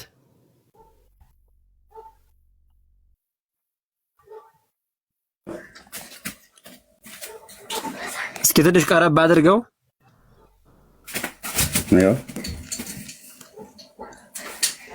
ያው ስለ መስቀሉ መሆኑ የሚናገረው ማለት ነው። ከፍሎ ምንድን ነው የሚለው? የክርስቶስ መስቀል ከንቱ እንዳይሆን ነው የሚለው አይደለ? ከሱ ላይ ማለት ነው። እና ይሄ አንቀጽ ስለ መስቀሉ ጭምር ነው የሚናገረው ማለት ነው። የክርስቶስ መስቀል ከንቱ እንዳይሆን የሚለው ፖይንት መያዝ አለበት። ትክክል፣ እውነት ነው። በጣም መያዝ አለበት። አዎ የክርስቶስ መስቀል እዚያ ጋር የሚለው መስቀል ቅድም ነግሬሃለሁኝ። መስቀል አሁንም እየተናገረ ያለው እያወራ ያለው ስለ ክርስቶስና ስለ መከራው ነው እየሰበከ ያለ። የገባ ነው። ክርስቶስና መከራውን ስትሰብከው መለያየት አንችልም። መስቀል ማለት አንዱ ትርጉም መከራ እንደሆነ ታውቃለህ? አውቃለሁ በሚገባው። ትምህርተ ቧት ተምራለህ አይደል? መስቀል ሰ አላ መስቀል ሰአላ የሚል ትምህርተ ቧት ላይ አላገኘሁም። ኦኬ እስኪ በለው እስኪ አንተ ንገረኝ። እሺ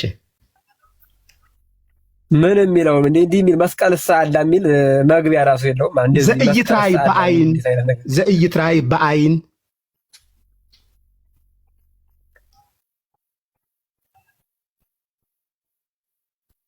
ሄሎ፣ አቤት። ኦኬ ዘእይትራይ በአይን አልኩ እኮ።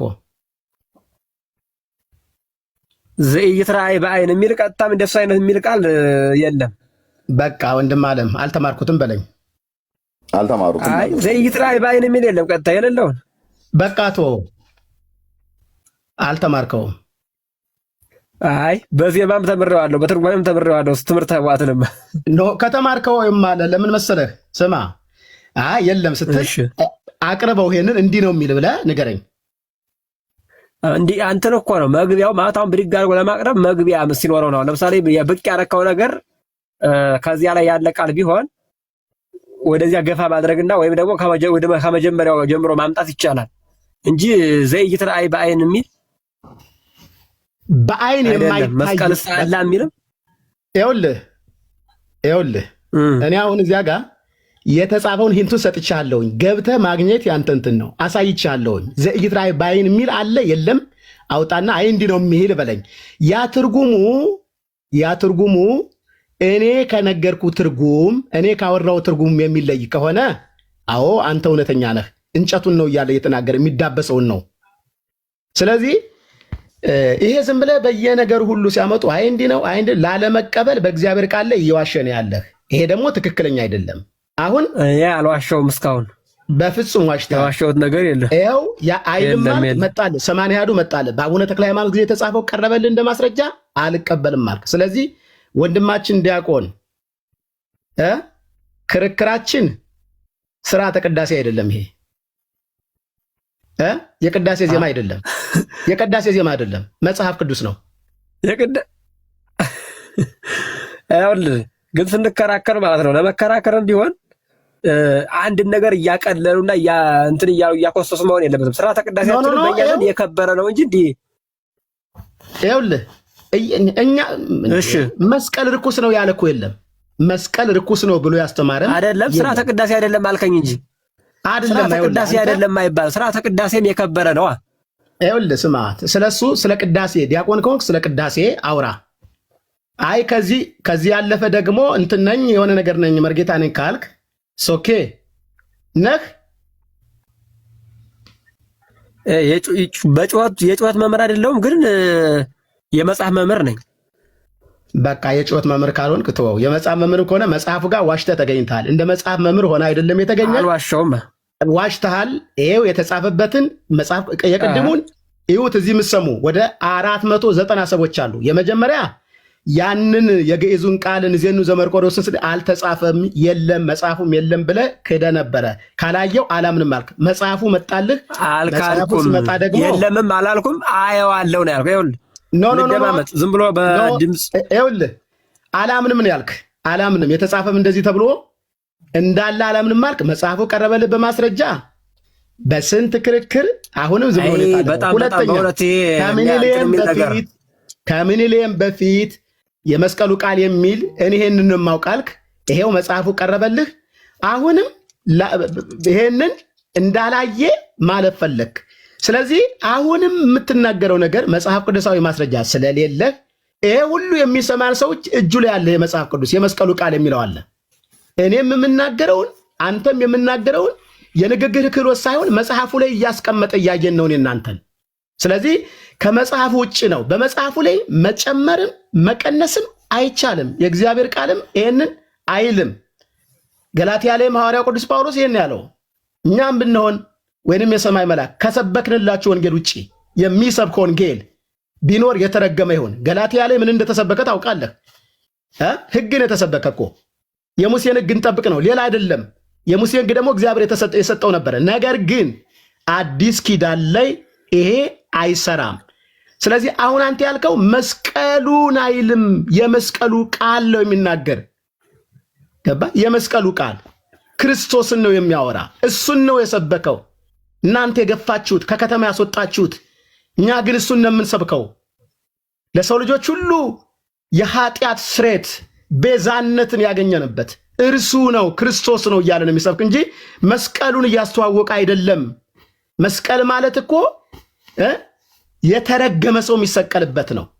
ጥጦስም ዳክርስም ወይንም ፈያታዊ ዘማንም ዘጸቃምም ተሰቅለውበታል። እሱ አይደለም ዋናው ዓላማ ወንድሜ፣ እሱ አይደለም ስብከቱ። ምን ተሰራ መስቀሉ ላይ ነው? ማን ነው የሰራው ነው? የመስቀሉ ስራ በእኛ ህይወት ላይ ምን አመጣ ነው? ምን አደረገን ነው? እሱ ጋር ነው እያወራ ያለ። ከዚህ ውጭ ሌላ ነገር የለም። የመስቀሉ ስራ እኮ ነው የሚያልኩህ እኮ የመስቀሉ ስራ ነው ያልኩህ እኮ ዝም ብሎ እንትን በማሰብ የመስቀሉ ስራ መስቀሉ ላይ የተሰራው ስራ ነው። መስቀሉ አይደለም። አሁንም እኮ የመስቀሉ ስራ ማለት ምን ማለት ነው? መስቀሉ ላይ የተሰራው ነው። መስቀሉ ላይ የተሰራ ምንድን ነው? ምንድን ነው የተደረገው መስቀሉ ጋር? ይሄንን ነው መስበክ። አንተ አለማ አባቶቻችን ይሄን የሰበኩት። እኛ መስቀሉን አንንቀውም። መስቀሉን አንገፈውም። መስቀሉን እናንተ እንደምትሉት አይደለም የምናየው፣ ክርስቶስ የተሰቀለበት ነው። ሶ ይሰገድለት ግን አንልም። ለምን? አባቶቻችን አላስተማሩንም። ይመለክ አይደለም አናመልከውም። የክርስቶስ ልክ እንደ ክርስቶስ የሚያመልከው የለም እኮ ይኸውልህ፣ እኛ እናመልከዋለን የሚል ነገር አልተናገርኩም። እናንተ ከተሰቀለው በላይ አይደለም አድርጋችሁታል እኮ። እንደተሰቀለው ብቻ ሳይሆን ከተሰቀለው በላይ አላደረግነውም። እንደሱ የሚል አደረግነው የሚል ነገር የለም። ከተሰቀለው በላይ የተሰቀለውን እንደውም ዝቅ የምታደርጉ እናንተ ናችሁ እንጂ እኛ አላደረግንም። የተሰቀለበት ነው አለ እንጂ ከተሰቀለው በላይ ነው አላልንም። ፍሬ ስብሐት እሺ፣ አታመልኩትም ግን ታመሰግኑታላችሁ አይደል? መስቀሉን ዕፀ መስቀሉን። አዎ ምስጋናማ እንደሚገባቸው ለቅዱሳንም ሁሉ ለመስቀልም እናቀርባለን እኮ። ለመስቀሉ ታመሰግኑታላችሁ አይደል? እንጨቱን ማለት ነው፣ ጌታ የተሰቀለበትን። አዎ ምን አደረገልን ብላችሁ የምታመሰግኑት? ክርስቶስ የተሰቀለበት ነው፣ የክርስቶስ ዙፋን ነው ብለን ነው። መስቀል የክርስቶስ ዙፋን ነው። አዎ የትኛው ሐዋርያ ነው መስቀል እንጨቱ የክርስቶስ ዙፋን ነው ብሎ ያለው? አልተሰቀለበትም። ተሰቅሎ የጠየቁትን ይመልሱ። የትኛው ሐዋርያ ነው ክርስቶስ የተሰቀለበትን? አልተሰቀለበትም ወይ? ክርስቶስ በመስቀሉ ላይ አልተሰቀለም? ነፍሱን ይሄ ነው እንግዲህ ይኸውላችሁ፣ ይሄ ነው ኦርቶዶክስነት ማለት ይሄ ነው። እኛ ክርስቶስ አይደለም በመስቀሉ ላይ ክርስቶስ አልተሰቀለም ነው። ያድምጡ። እኛ ክርስቶስ በእንጨት መስቀል ላይ ለሰው ልጆች በደልና ኃጢአት አልተሰቀለም ብለን አላለን። በቃ ስትያዙ ያለነ የሆነ ነገር የምታወሩት ማን ነው? ክርስቶስ በእንጨት መስቀል ላይ አልተሰቀለም ብሎ ያለ? እዚህ አልተሰቀለም። በቃ ትልቅ ጥያቄ ጠይቀህ ሞታል። ማን አልተሰቀለም ብሎ አለ? ያልኩህ የትኛው ሐዋርያ ነው? ዙፋኑ ነው ስለ አይደለም። አድመጣኝ። የጠየቅኩህ የትኛው ሐዋርያ ነው ክርስቶስ የተሰቀለበትን ሮማውያን ያዘጋጁትን ያንን ተራ እንጨት ዙፋን ነው ብሎ ያሉ ሐዋርያት እነማን ናቸው? ተራ እንጨት ነው ያልኩህ። እኔ እኮ እየተነጋገርኩ የመስቀሉ ነገርም ይበል ቃልም ይበል የመስቀሉ ቃል እሱን አይደለም። ጥያቄ ከከበደ ጥያቄው ከብዶኛል በል ያልኩህ። አሁን መስቀሉ ምን ይከብደኛል ደግሞ? እሺ ጌታ በእንጨት መስቀል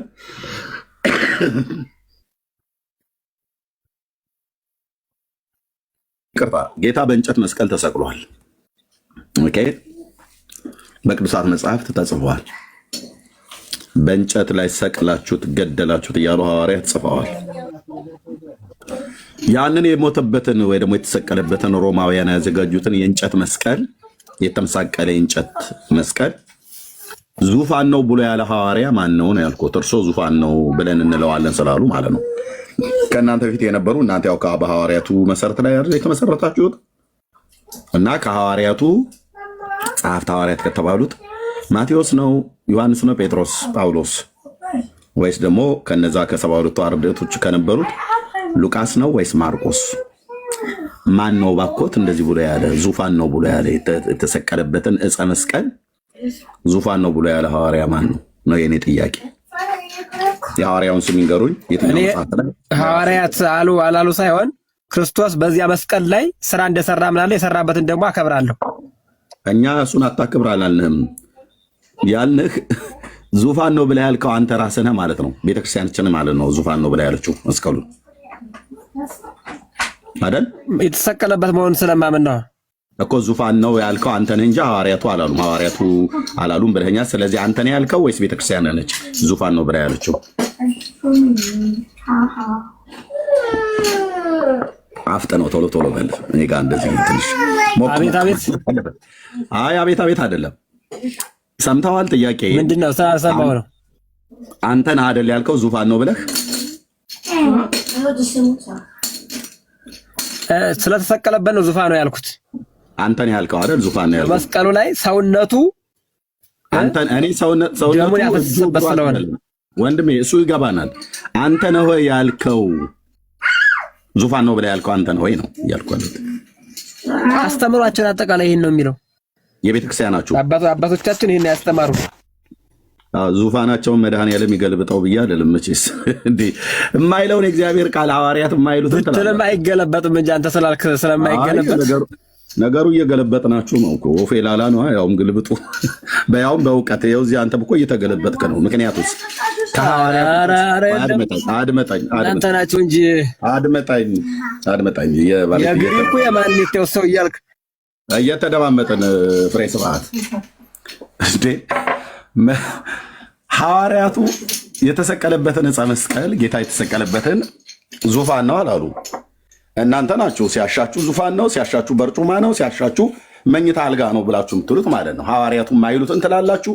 ተመጡና ደግሞ እኛው ላይ ነው ጉራችሁን የምትቸረችሩት። እኛ እኮ በቅዱሳት ሐዋርያት ትምህርትና መሰረት ላይ የተመሰረትን ቀጥታ ከዛው ከነ ጴጥሮስ እጅ በትሩንም ስልጣኑንም የተቀበልን ብላችሁ ትላላችሁ። ስትያዙ ግን ሐዋርያት ያላሉትን ትላላችሁ። ሐዋርያት ያሉትን አትሉም። በጣም አስቂ የሚሆነው ይሄ ነው። ሐዋርያት ያላሉትን ትላላችሁ፣ ሐዋርያት ያሉትን ትክዳላችሁ። አሁን ይህን ለማረጋገጥ ከተፈለገ ይኸው አሁን አንዱ እርሶ ኖት። አባቶቻችን ዙፋን ነው ብለውታል ምናምን ነገር አሉ። ኦኬ ከአባቶች ከተጀመረ ጥሩ ነው። እኛ አባቶች ብለን ስንል ከጌታችን ከኢየሱስ ክርስቶስ ቀጥሎ እሱ የመረጣቸው ቅዱሳት ሐዋርያት መጽሐፉን የጻፉት በመንፈስ ቅዱስ ኢንስፓየር ሆነው የጻፉት ከነሱ ነው የምንጀምረው። ስለዚህ ጴጥሮስ ዙፋን ነው ያላለውን አንተና አባቶች እያላችሁ ያላችሁት ቅጥፈት ነው ማለት ነው። ሐዋርያቱ ዙፋን ነው ባላሉበት ሮማውያን ወንጀለኛ ለመቅጣት ያዘጋጁት አንድ ተራ እንጨት ዙፋን ነው፣ አልጋ ነው፣ መቀመጫ ነው፣ እንትን ሶፋ ነው ብላችሁ እንድትሉ መብት የላችሁም። እኛም መብት የለንም። ስለዚህ ጌታ ዙፋኑ ያለው በኪሩቤል ላይ የምትቀመጥ የሰራዊት ጌታ እግዚአብሔር ነው የተባለው። ዙፋኑን ከፈለጉ እኔ ላሳየሁት በትንቢተ ሕዝቅኤል መጽሐፍ ምዕራፍ 1 ላይ በሌሎችም የብሉይ ኪዳን ምንባባት ላይ በሁለተኛ ነገሥት መጽሐፍ ምዕራፍ 29 ላይ በደንብ ዙፋን ተብሎ የተባለበትን ላሳየሁት። እነዛ አራቱ እንስሶች 40ቱ እንስሳት መንፈሳውያን የሚባሉት አሉ አይደል? እነሱ የተሸከሙት የእግዚአብሔር እንደውም የሰምጴር ድንጋይ ይመስል ነበር ብሎ ያለው ዙፋን ከፈለጉ ላሳየሁት በራእይ መጽሐፍ ምዕራፍ 5 ላይ በጣም ብዙ የመጽሐፍ ቅዱስ ምንባባት ማለት ነው። እንጨት ስታገኙ ሐዋርያት በኋላ ሰው የለውም ብለህ ነው የምታምን አንተ? ክርስቶስን ምን አለ? ይኸው ዝም ብሎ እያየናችሁ እኮ ነው። ህዝብ አለ ሐዋርያቱ ያሉትን የሚል ህዝብ። ሐዋርያት በኋላ ምንም እግዚአብሔር እስከዚያ ከሐዋርያት ካለፉበት ጊዜ ጀምሮ እስካሁን ድረስ ምንም ሰው የለውም። አየው እንደናንተ አይነት ሰዎች አሉ እኮ ነው እያልኩ እኔ ሰው የለም አላልኩም። ግን ያሉት ሰዎች እንደርሶና እንደ ክርስቶስ ቅርቡ የሆነ ሰው ከክርስቶስ የቀረበ ሰው የለም ነው ብለህ የምታምን? ጥያቄ እየጠየቁኝ አይደለ? ልመልሳ ከሐዋርያቱ ሞት በኋላማ እኔ ሰው የለም አላልኩም። ግን ምን አይነት ሰው ነው ያለው ነው? የክርስቶስ ሰው የሆነ እንጂ የክርስቶስ ሰው የሆነ የለም። በኦርቶዶክስ ቤተክርስቲያን ነው በአጠቃላይ በቃ እንደው ክርስቶስ ሰው የለውም እዚያ በኋላ። አይ ዝም ብሎ በአጠቃላይ የሚባል ነገር የለም። የአጠቃላይ ጥያቄ አይደለም። በኦርቶዶክስ ከሆነ እያሉ ያሉት ያው እንደርሱ አይነት ሰዎች አሉ። ኦርቶዶክስ አንተ የለም ነው የምትል መቼም አለ ትለኛለህ ብዬ አልጠብቅም። እኔ ልመልሳ ታዲያ በኦርቶዶክስ እሺ እንደ ፍሬ ስብሐት አይነት እና እንደ አባቶችህ አይነት ሐዋርያቱ ያላሉትን የሚሉ ሐዋርያቱ ያሉትን የሚክዱ አንድ መዓት ምድሪቱን እንደ ሐዋርያቱ ያሉትን ምን ካድኩን? ያው ይኸውልህ ቆይ ልንገርህ፣ የሌሎችን ተወውና የሌሎችን አባቶቻችን ተወው የሚክዱ የሚለው ምናምን ተወውና ሐዋርያት ያላሉትን እኔ ምንድነው ያልኩህ? አሁን እነሱ ያሉትን የካድኩት የት ላይ ነው? ኦኬ የካዱት አሁን የመስቀሉ ነገር ብለው ሲከራከሩ ነበር አይደል? እስካሁን እና የመስቀሉ ነገር ምን ካድኩ?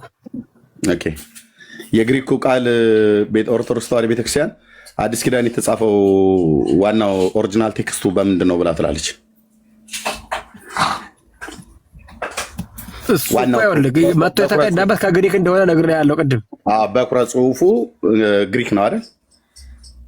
አዎ በኩረ ጽሑፉ ላይ የአንደኛ ቆሮንቶስ መጽሐፍ ምዕራፍ 1 ቁጥር 18 ግሪኩ ሎጎስ እንደሚል ያውቃሉ? እሱን አላየሁትም እኮ ብዬ ነገር ግሪከኛ አልተማርኩም እኔ። የግድ እኮ መማር አይጠብቅም። እኔም ግሪክ አልተማርኩም፣ ግሪክ አላውቅም። ግን አንዳንድ ቃላቶችን ማየት የለብንም ወይ ደግሞ የግድ አላነበብኩም ማየት እንዳለብኝ አምናለሁ። ኦኬ ሎጎስ ብሎ የሚለውን ቃል ይጠቀማል። ሎጎስ የሚለውን ቃል ይጠቀማል አይጠቀምም? እስካሁን አላየሁትም። አሁን ሎጎስም ይበል እሺ፣ እሱን አላየሁትም። እሺ በዮሐንስ ወንጌል ቀዳሚው ቃል ምን ይላል? እሺ ዮሐንስ ወንጌል ምዕራፍ 1 ምኑ በማን ቀዳሚው ቃል የሚለው ምን ማለት ነው? ቀዳሚው ቃል ያማ በመጀመሪያ ቃል ነበረ። ቀዳሚው ቃል አልከኝ በመጀመሪያ ቃል ነበረ ማለት ነው። ይሄ ቃል የተባለው ነገር ነው ወይስ ምንድን ነው? አካላዊ ቃል ነው። አካላዊ ቃል ነው። ኦኬ። የአንደኛ ቆሮንቶስ መልእክት መጽሐፍ ምዕራፍ 1 ቁጥር 18 ላይ እንደዚሁ ቀዳሚው ቃል ብሎ የሚለው አካላዊ ቃል ነው ወይስ ንግረተ ቃል ነው የሚናገረው? የቆሮንቶሱ አሁን ምን ስንለው የቆየ የነበረው ነው። እሱ እኮ ይኸውልህ የመስቀሉ ቃል ብሏል። በግሪኩ ምን እንደሚል አላየውም። እኔ ደግሞ የተማርኩት የመስቀሉ ነገር እንደሆነ ነው እንጂ አካል ያለው ቃል እንደሆነ አይደለም። በሉ እንግዲህ ከዚህ በኋላ እንንገሮት የአንደኛ ቆሮንቶስ መጽሐፍ ምዕራፍ 1 ቁጥር 18 እና የዮሐንስ ወንጌል መጽሐፍ ምዕራፍ 1 ቁጥር 1 ላይ ቃል ብሎ የሚለውን ቃል ሲጠቀም ሁለቱንም ለጥቅም ሲያውለው እዛ ጋር ሎጎስ ነው ብሎ የሚለው ሎጎስ ብሎ የሚለው ደግሞ ስለ አካላዊ ቃል ስለ እግዚአብሔር ልጅ ስለ ኢየሱስ ክርስቶስ የሚናገር ነው ማለት ነው። ነገር ብሎ የሚለውን እናንተው ነገረኛ የሆኑ ሰዎች ናቸው ያስገቡበት። ነገር የሚል የለም። አለቅ። የዮሐንስ ወንጌል መጽሐፍ ምዕራፍ 1 ቁጥር 1 ላይ የዮሐንስ ወንጌል መጽሐፍ ምዕራፍ 1 ቁጥር 1 ላይ ቀዳሚው ቃል ብሎ የሚለውን ቃል እና የአንደኛ ቆሮንቶስ መልእክት መጽሐፍ ምዕራፍ 1 ቁጥር 18 ላይ ያለውን ቃል ብሎ የሚለውን ሲጠቀም ሁለቱንም ሎጎስ ብሎ በሚል የተጠቀመው ይሄ ማለት ለአካል አሁን አንተ ስለነገርከኝ ሳይሆን እንደዚሁ ደግሞ ቅድም እንዳሳየኝ ሳየው አይቻ አረጋግጣለሁ እኮ ማረጋገጥ ቢሆን ምንም ችግር ስላልሆነ ማለት ነው። አሳይተነውም እኮ አላመኑም። አሳይተንም አላመንም ግን አይደለም። ይኸውልህ ያኛው እኮ ማመን ግዴታ አይጠበቅብኝም። ለምን አምናለሁ? በዚያ የስተት ቃል የሆነውን ነገር አይቼ እኮ ማመን አይደለም የሚጠበቅብኝ። እኔ አለመቀበልን ነው መግለጽ ያለብኝ። ኦኬ መብቶት ነው እሱኛው። የተቀበሉም አልተቀበሉም ችግር የለውም። አሁን እኮ የሰማንያ አሐዱ ራሱ እንኳን በሰማንያ አሐዱ ላይ የዛሬ 18 ዓመት ነው የመጣው ነው እንጂ የምቀበለው የዛሬ ስንት ዓመት ማለት 1980 ስንት ዓመት መሆኑ ነው። የዛሬ 38 ዓመት የነበረውን አልቀበልም እኮ እያሉ አልቀበልም የሚል ነገር አልወጣኝም። ቃልም ቢሆን ትርጓሜው ነገርም ቢል ቃልም ቢል ዋናው መሰረታዊ መስቀል የምናነሳው የዛሬ 38 ዓመት በብፁዕ አቡነ ተክለ ሃይማኖት ፕትርክና ዘመን የታተመውን 80 አሐዱ ቅድም ገልጫ ያሳየሁትን የመስቀሉ ነገር ብሎ የሚለውን የ2000 ዓመተ ምህረት ትርጉም ከመምጣቱ በፊት ለአገልግሎት ስትጠቀምበት የነበረችውን እሱኛውን ትርጉም ይቀበሉታል። የመስቀሉ ቃል ብሎ የሚለው አዎ የመስቀሉ ቅድም እኮ ከመርጌታ ጋር ስንነጋገር የነበረው ቃል የሚለው እንዴት ነው የሚተረጎመው ሲለኝ ይቀበሉታል ወይ ነው ያልኩትኝ። ኖ ይቀበሉታል መጀመሪያ መጽሐፉን እቀበለዋለሁ። የመስቀሉ ቃል ብሎ ማለቱ ከዮሐንስ ወንጌል መጽሐፍ ምዕራፍ 1 ጋር ተመሳሳይ ነው ወይስ የተለያየ ነው? ተመሳሳይነቱን በቅድም እንዳልከው በግሪክ ከሆነ የምጠይቃቸውን አባቶች ጠይቄ አንድ ከሆነ የሚያውቁትን ማለት ነው ያንን አረጋግጣለሁ። ካልሆነ ግን እስካሁን በተረዳውበት እቆያለሁ ማለት ነው። ስለ አካላዊ ቃል ነው የሚናገረው የዮሐንስ ወንጌል መጽሐፍ ምዕራፍ 1 ቁጥር 1 ተባብለናል። የአንደኛ ቆሮንቶስ መልእክት መጽሐፍ እሱን እኮ አንተ እያልከኛለህ አንተ ደግሞ ብቻ ሳይሆን ሌሎች የምጠይቃቸው መምህራን አሉ ይሄን ቃል የሚያውቁ ማለት ነው። ግሪክ እርሱ አይሉም የዮሐንስ ወንጌል መጽሐፍ ምዕራፍ 1 ስለ አካላዊ ቃል አይደለም የሚናገረው እያሉ ነው። እሱንም ተነጋግረናል እኮ። ይሄኛው ግን ቃል የሚለው ስለ ክርስቶስ መሆኑን ስለ አካላዊ ቃል መሆኑን የምጠይቃቸውን አባቶችን ጠይቄ እረዳለሁ እንጂ አንተ ያና ይሄ አንድ ነው ስላልከኝ ብቻ አይደለም የምቀበለው። እሺ የአንድምታ ትርጓሜ ያለው ስሮት የአንድምታ ትርጓሜ አንደኛው አንደኛ ቆሮንቶስ መልእክት መጽሐፍ ምዕራፍ 1 ቁጥር 18 ምን ብለው ነው የተረጎሙት? በአንድምታ ላይ የመስቀሉ ነገር ነው፣ ሌላ ነገር የለውም። ክርስቶስ የተሰቀለበት መከራው ይላል እሱ። ምንድነው ያሉት? ቆይ ላውጣና ቀጥታ አውጥቼ በቃልስ ብቻ ሳይሆን በመጽሐፉን ላውጣው ችግር የለውም።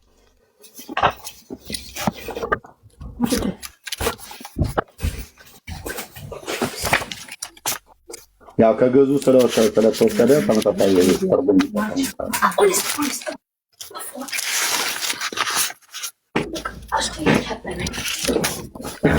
መስቀል ብሎ የሚለው ቃል እንጨቱን ነው ብለዋል ቀደም ማለት ነው። የአንደኛ ቆሮንቶስ ቁጥር 17 ላይ ከፍ ብሎ ከንቱ እንዳይሆን ብሎ የሚለው ክርስቶስ የተሰቀለበት እንጨት ከንቱ እንዳይሆን እያለ ነው ሐዋርያው ብለዋል። የአንድምታ ትርጓሜው ምን ይላል? እስኪ ይበሉት። የክርስቶስን መከራ መስቀሉን ከንቱ እንዳናስቀር። የክርስቶስን ምን መከራ መስቀሉን ከንቱ እንዳናስቀር። ይላል እንደዛ አንድምታው። አሁን ደስ ነው የሚለው። ስለዚህ የክርስቶስን መከራው ነው ማለት ነው ከንቱ እንዳናስቀር ብሎ ያለው ጳውሎስ እንጂ እንጨቱን አይደለም ማለት ነው። ስናገር ቆይቻለሁ እኮ መስቀሉና መከራውን አጣመው ሲናገር ነበር። መርጌታ ነበረ። እንደውም ቆይ ያድምጡኝ። ትምህርተ ኅቡዓት ላይ ጠቅሶ ስለ መከራው መጽሐፍ እንዲህ ይላል ብሎ ሲጠቅሶት አይ የለም እኔ ተምሬዋለሁ አዜመው ነበር ብለው አሉ። የመጽሐፍት መምህር ነኝ አሉ። ነገረውት ቅድም ማለት ነው። ምን ብሎ እርሱ የተናገረው በየለም ስለማውቅ ነው ስላረጋግጥኩ ነው። ያድምጡ። እርሱ ስለ መስቀሉ ማለት የክርስቶስን መስቀል ከንቱ እንዳናደርግ ማለቱ ሐዋርያው ክርስቶስ የተሰቀለበትን ዕፀ መስቀሉን እንጨቱ ከንቱ ሆኖ እንዳይቀር እሱን እንስበክ፣ እሱን እንናገር፣ እሱ እንዳይረሳ እያለ ነው ቅዱስ ጳውሎስ ብለው ስለ ግዑዙ ነገር ነበር ሲያወሩ የነበሩት። መርጌታ ደግሞ አይ ስለ መስቀሉ ብሎ የሚለው የክርስቶስን የመስቀል ላይ ሞት መከራውን ነው ብሎ የሚለው ይላል። አንድምታው ምን ይላል? ይኸው የክርስቶስን በመስቀል መከራ የመቀበሉ ነገር ባላመኑ ሰዎች ዘንድ ስንፍና ነውና ይላል እንጂ እንጨቱን ባላመኑ ሰዎች ዘንድ አይልም። እንጨት እንጨት ነው። እንጨት እንጨት ነው። ተራ እንጨት ነው። ክርስቶስ የተሰቀለበት ዕፀ መስቀል የተባለ ወንድሞቼ ተራ እንጨት ነው። እሱ ጋር ሄዳችሁ የተሻሻችሁና የሰገዳችሁ እሱን በደሙ የተቀደሰ እንጨት ነው። ክርስቶስ ሰው ሊቀድስ እንጂ እንጨት ሊቀድስ አልመጣም። ፍሬ ሰዓት ሰው ሊቀድስ ነው። የፈለገውን ይቀድሳል ክርስቶስ። መረጃ እንጨት ቀድሷል ብሎ የሚል ከሐዋርያቱ ትምህርት ያምጡ። የለውትም። የማቱሳላን ዕድሜ የሚጨመሩለት አያገኙትም። የለውትም። የፈለገውን ይቀድሳል የሚባል ነገር የለም። ክርስቶስ ሰውን ሊቀድስ ነው የመጣው። እኔ ስለ እነርሱ ራሴን እቀድሳለሁ እንዳለ ማለት ነው። አምላካዊ ቃል በዮሐንስ ወንጌል ላይ ማለት ነው። ስለዚህ ዝም ብሎ የልህ ንግግር አያደርጉት። እንጨት ሊቀድስ አልመጣም። 4 ነጥብ። ክርስቶስ የተሰቀለበት እንጨት ተራ እንጨት ነው። ከሌሎች እንጨቶች ምንም እየለየው ነገር የለም። ደም ስለነካው ነው ብላችሁ ካላችሁ ቅድም መርጌታም ራሱ እየጠቀሰለት ነበር። ደሙ የነካው ስንት ነገር አለ። መስቀሉ ብቻ ነው እንደ ደም የነካው? የሾህ አክሊሉ ያድምጡ ያም እኮ ክብር የለውም አላልኩም። እሰጦት አለው። ያድምጡ። የሾህ አክሊሉ ደም ነክቶታል። ጅራፉ ደም ነክቶታል። የጲላጦስ ግቢ ደም ነክቶታል። የገረፉት ወታደሮች ደሙ ነክቷቸዋል። ያ ለንጊኖስ የተባለ ዕብራዊ በላችሁ የምትናገሩት አይነ ስውር የነበረ ሰው የታመሞቱን ቼክ ለማድረግ በጦር ወጋው ተብሎ የተባለ እሱ ሰውዬ ብቻ አይደለም ደም የነካው። የገረፉት ሰዎች ሁሉ ደሙ ነክቷቸዋል። ጅራፉ ደም ነክቶታል። ጨርቁ ደም ነክቶታል። መሬቱ ደም ነክቶታል። እሾሁ ደም ነክቶታል። ከለሜዳው ደም ነክቶታል። ሰፍነጉ ደም ነክቶታል። ምን ያልነካዋለ? ምስማሩ ደም ነክቶታል። ለዚህ ሁሉ አሁን ምስማሩን ያመሰግኑታል። አዎ ክብር እንሰጠዋለሁ። ያመሰግኑታል። ወከአብን አስተበቆ ለዕፀ ቅዱስ መስቀል ብላችሁ እንደምትሉት ታመሰግኑታላችሁ። ምስማሩ ለምስማሩ የተደረሰ ምስጋና እስካሁን አሁን ባላገኝም ግን እንደሚኖር እርግጠኛ ነኝ። ለምስማሩ የተነከረበት መስቀል የተወጋበት ደሙ የነካ ሁሉ የተቀደሰ ነው። ስለዚህ ምስማሩ ክርስቶስ የነካው ሁሉ ቅዱስ ነው። መስማሩ መቼ ነው የሚውለው? መስቀል መቼ ነው የሚውለው? የሚከበረው መታሰቢያ በየቀኑ ነገ 10 አለው ይታሰባል ማለት ነው። ያ የሚታሰበው መስቀሉ ብቻ ሳይሆን ክርስቶስ ስለተሰቀለበት ነው የሚታሰብ እኮ። መስቀሉ መቼ ሲባል እኮ መከራው እንደሆነ እኮ ፊት ተናግሬ ነበር። ስለ ያዟዟራችሁ ተሸነፈ ለማለት ስለምትሮጥ ነው እንጂ እንጨቱ ነው ብለው ያሉት እርሶ መርጌታ ነበር መከራው ነው ብለው ሲሉ የነበሩት። ግድ የለውም እርሶ የሚለው አሁን መስቀሉ መቼ ነው የሚውለው? በኦርቶዶክስ ቤተክርስቲያን ቀን ታስቦለት መቼ ነው የሚውለው? 17 እና 10 ቀን። ምስማሩስ መቼ ነው የሚውለው? አብረው ነው የሚውሉ። ምስማሩም አብሮ ነው። አዎ አብሮ አይደለ ክርስቶስ መከራ የተቀበለበት። ምስማሩ አቤት አዎ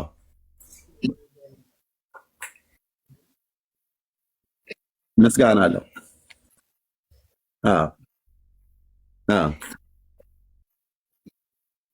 እሾህ አክሊሉን የምስማሩን ኢቭን አይኑን ያ ለንጊኖስ ወጋው ተብሎ ለሚታመነው አይኑን ላበራለት የሱን የነሱ ደግሞ የተሰራላቸውን እስኪ እንትን ያሳዩን መጽሐፍ የተሰራላቸውን ዚቅ ከ1 እስከ 30 ለተሰጣቸው ቤተክርስቲያን ለተቀበላቸው በዓላቶች ዚቅ ሰርታ ምስጋናን ታቀርባለች አይደል? ስለ መስቀል አለ፣ እስመ ለዓለም አለው፣ አቡን አለው፣ ዚቅ አለው፣ ሰላም አለው የተደረሰለት። ልክ እንደነዚህ ያሳየን እስኪ። አሁን አከብራችኋለሁ እያለ እየተናገራል አይደል? በአባቶቹ ትምህርት ላይ እኔ እንጃ እየዋሸ ነው ያለ የሚመስለኝ፣ በመጽሐፍ ቅዱስ ብቻ አይደለም። እስኪ እነሱን ደግሞ እስኪ ማስረጃ አቅርብልን። የትኛው ዚቅ ላይ ነው ያለ? ዚቅ አሁን እጅ ላይ አለ አይደል? ኤርሚ ያሳይህ። የትኛው ጋር ተሰጥላችሁ እኮ ይንገሩኝ። የትኛው ዘወራ ማን ላይ እናውጣው? መስቀሉ ከተነሳ አብረው የነበሩት ክርስቶስ መከራ የተቀበለባቸው ነገሮች ሁሉ አብረው ይታሰባል። መስቀሉ ስንል እነሱ ሁሉ አብረው በጥቅል ያሉበት ነው እንጂ በግላቸው የተዘራ ዜማ አልተደረሰላቸው። በግላቸው ገሌ ገሌ እያለ ጠርቶ ምስጋና የሚያቀርብበት አንቀጽ ሊኖር ባይችልም መስቀሉ ስንል ግን አጠቃላይ ክርስቶስ የተቀበለውን መከራ በዕለተ ዓርብ የደረሰበትን ነው የምናስበው። 5ቱ ቅንዋትን እነዛ ሳዶር፣ አላዶር፣ ዳናት፣ አዴራ፣ ሮዳስ የተባሉትን እነሱን በየተናጠል ቤተክርስቲያኒቱ ምንም ዜማ ሰርታ ለችንካሩ ለምስማሩ ቅድም መርጌታ እንዳለው ዜማ ሰርታ ዜማ ደርሳ የጻፈችውና የምታነበው ወይ ደግሞ የምታስብበት ቀን የለም ማለት ነው።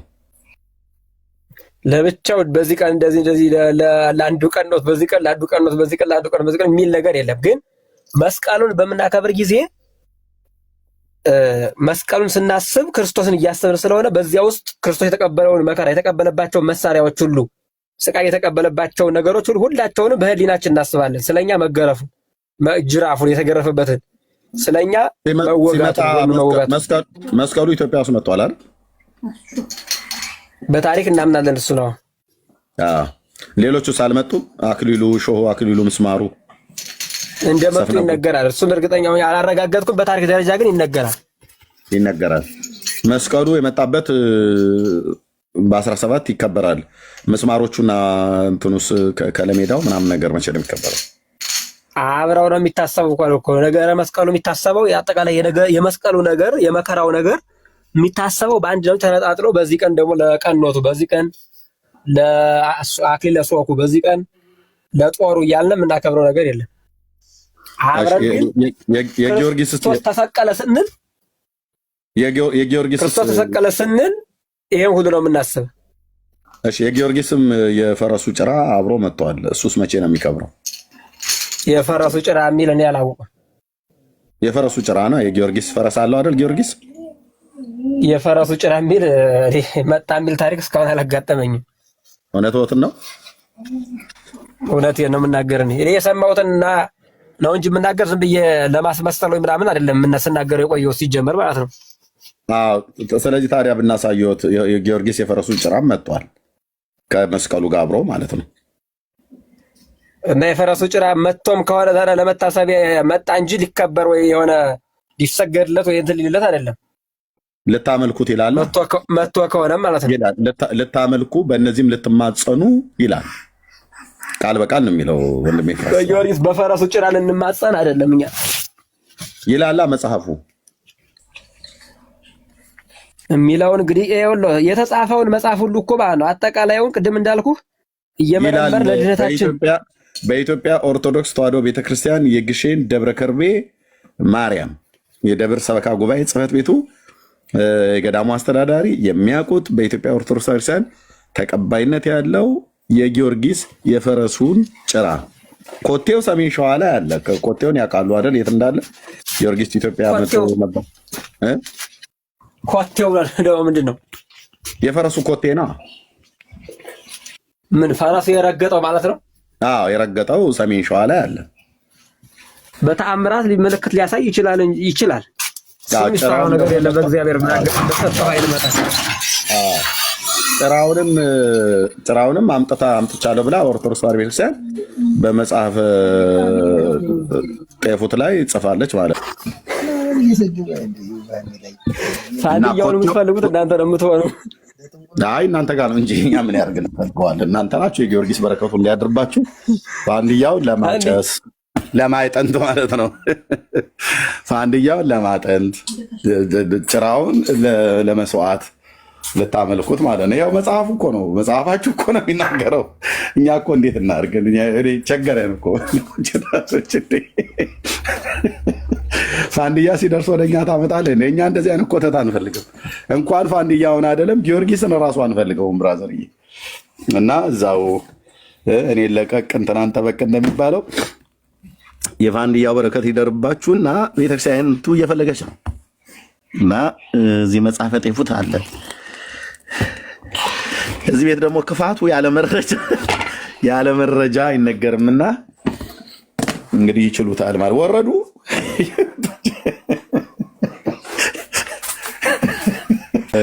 እዚህ እየቀዳ ነበር ማለት ነው፣ እየሰማ ነበር ማለት ነው። ኦኬ የጊዮርጊስን የፈረሱን ጭራ ይኸው ነገረ ጤፉት ነገረ መስቀሉ ከመጽሐፈ ጤፉት ኦኬ ገጽ 214 ዳግመኛ በዓላቸውን ታከብሯቸውና ዝክራቸውንም ትዘክሩና ትማጸኑባቸው ዘንድ ዳግመኛ በዓላቸውን ታከብሩ ዝክራቸውንም ትዘክሩ ትማጸኑባቸውም ዘንድ በወርቅ ከተለበጠው ከእንጨቱ ሳጥን ውስጥ አጽማቸው አለ። ያ አለ አጽም ሁሉ ጭምር ነው የመጣው። ልብ በሉ አጥንት ማለት ነው። አጥንት ፍቱን ነው፣ እዛ ይማጸኑበታል አጥንት ላይ ማለት ነው በኦርቶዶክስ። ሁሉንም አሁን የሚቆጥሯቸውን የቅዱሳን አጽም ከመስቀሉ ጋር አድርጎ የሚይዛቸው እሱ ነውና ከዚህ ቀጥሎ የመጣውን የቅዱሳንን አጽም ዘርዝሮ ይቆጥራል። መጥቷል የቅዱሳን አጽም ከማጋ ከመስቀሉ ጋር አብሮ። ከዚያው ካለው ከመጀመሪያው አምላክን የወለደች የእመቤታችን እናት የሐና አጽም ኢትዮጵያ ውስጥ መጥቷል። እልል በሉ ኢትዮጵያውያን በእውነት